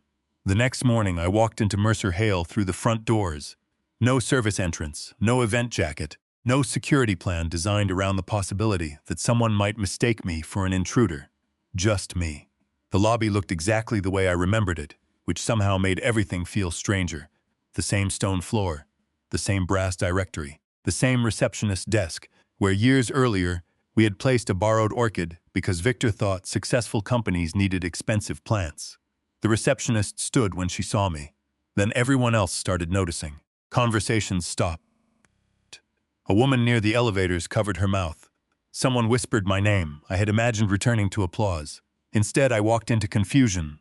That was healthier. These people had spent more than 2 weeks being told their co-founder was dead, then watched him appear at an anniversary gala, while the company's chief executive was placed on leave. They did not need another performance. They needed stability. Margaret Sloan met me outside the boardroom. The board has established temporary operating authority, she said. No major transaction, no unusual transfers, no changes to ownership while the review continues. Good. You are not being restored to unilateral control. I did not ask to be. She studied me for a moment, perhaps expecting the man from last night to want a throne. I wanted something less dramatic. I wanted the company to work on Monday. We met with senior leadership at 9. The room was tense. Some executives had trusted Victor completely. Others had suspected things but said nothing. A few were frightened that investigators would treat everyone near him as guilty. I stood at the end of the table. No one is being punished for believing documents that appeared legitimate, I said. No employee is losing a job because Victor used your trust. The room changed slightly. Not relief. Permission to breathe. We are going to audit the books. We are going to review the governance process. Council will determine which agreements remain valid. Investigators will ask questions. Answer them honestly. Preserve everything. One manager raised her hand. What happens to us? That depends on what the facts show. But this company is not going to burn down just because one man tried to sell it from underneath us. That was the first promise I made after returning. Protect the people who had not created the fraud. Owen's forensic team began reviewing vendor payments and related party transactions. Rachel coordinated the ownership litigation and document preservation. Independent counsel was appointed for the board. Access rights were rebuilt, so no single executive could control banking, succession records, and transaction approvals the way Victor had. We separated authority. That was the first repair. The second was harder trust. Clients called asking whether Mercer Hale was collapsing. Employees wanted to know whether payroll was safe. Reporters waited outside. North Star demanded information through counsel, but made no attempt to revive the deal. For 3 days, I did almost nothing glamorous. I called clients. I sat with department heads. I approved payroll. I answered questions. I signed documents with a pen and watched someone verify the signature in front of me. That part made Rachel smile. By Friday, the black memorial banner had been removed from our internal website. My office was still there. Victor had not moved into it. He had done something more symbolic. He had used it for storage. Boxes of archived contracts sat where my conference table had been. I stood in the doorway. An employee apologized. It was Victor's instruction. It is just a room, and I meant it. Legacy is not furniture. It is not a title on a door. It is what survives when someone tries to remove your name from the work. We began discussing a rebrand, not because I wanted Victor erased the way he had tried to erase me, but because Mercer Hale could not pretend nothing had happened. The company needed governance that no longer depended on friendship and a culture that did not confuse charisma with accountability. That afternoon, Margaret asked whether I wanted Victor's executive parking space reassigned to me. I almost laughed. 17 days earlier, I might have wanted every visible symbol he had taken. Now it seemed childish. Leave it empty, I said, until the board finishes its work. Power did not need his parking space either. Before leaving that evening, I walked past the lobby directory. Mercer Hale Group was still engraved in brass. For now, I touched the edge of the letters once. Coming back from the dead had been dramatic. Staying alive as a company would be slower, and that was the work that mattered. 4 months later, I was still very much alive. Victor was no longer chief executive of Mercer Hale. After an independent board process, he had been removed from all management authority. His shares remained subject to the rights and restrictions being argued through counsel, but he no longer controlled employees, company accounts, or the story the company told about itself. The investigation was still active. I will not tell you a court convicted Victor when no trial had finished. I will not pretend every disputed dollar had already been recovered. Real legal consequences move slower than a ballroom confrontation, but they move. Several accounts connected to the disputed transfers had been preserved or restricted while ownership and source of funds were examined. The forensic review expanded beyond the original $6.8 million. Lawyers were still tracing entities, invoices, reimbursements, and approvals. North Star did not revive the $240 million acquisition. The original transaction died that night. Months later, there were conversations about possible future capital under completely different terms, with independent governance, verified ownership, and protections for employees. Nothing resembled the deal. Victor had tried to force through my death. Mercer Hale did not need to be sold to prove it had value. We changed the company too. We rebuilt approval systems so no founder could move critical authority alone. Succession documents were reviewed annually. Major banking changes required independent confirmation. Executive access was divided across multiple people. Digital identity alerts were added for directors and senior officers. We created procedures for verifying death, incapacity, and emergency authority through sources no single executive could control. I had spent 10 years believing trust made those protections unnecessary. I was wrong. Trust is not a control system. Love is not a control system. History is not a control system. Good governance does not insult trustworthy people. It protects everyone when trust fails. We also began retiring the Mercer Hale name. Not because I wanted to erase Victor. That would have made me too much like him. The new brand centered the firm around what we actually did, rather than the surnames of two men who had once shared a folding table. My name did not need to be on the building for my work to remain inside it. For weeks after the gala, people asked what hurt most. The money? The forged signature? Seeing my memorial portrait? Watching Victor use our anniversary to sell the company? None of those. The worst part was learning that a man I had loved like a brother had reached a point where my existence itself became inconvenient. Not my opinion, not my vote, my existence. He did not merely want to defeat me in an argument. He needed a version of the world where I could no longer speak. That is a different kind of betrayal. And it changes the way you remember everything that came before it. I still have photographs of Victor and me from the early years. I did not burn them. We worked hard. We laughed. We built something real. His later choices do not make every earlier memory fake. But good memories do not cancel present truth either. At the gala, Victor raised his glass and said, "Tonight, we close the chapter Daniel started." For a while I thought my answer had been walking onto that stage. It was not. My real answer came afterward. In the audits, in the repaired controls, in the employees who kept their jobs, in the clients who stayed, in signing my own name again and knowing exactly what it meant. No one gets to decide that your story is over simply because your continued presence blocks what they want. A death certificate can be forged. A signature can be copied. A board can be misled. Money can be hidden behind companies with clean names and distant addresses. But a legacy is harder to steal because a legacy does not live on one piece of paper. It lives in the people you helped, the work you built, the decisions you made, and what remains standing after someone tries to erase you. If someone you trusted tried to remove your name from the very thing you built, what would you do? Would you confront them immediately? Or would you stay quiet long enough to learn the truth first? Tell me in the comments. And if you believe betrayal should be answered with evidence, justice, and the courage to reclaim your own life, subscribe. Victor thought he had written my ending. He had only written the part where I learned who he really was. The rest of the story was still mine.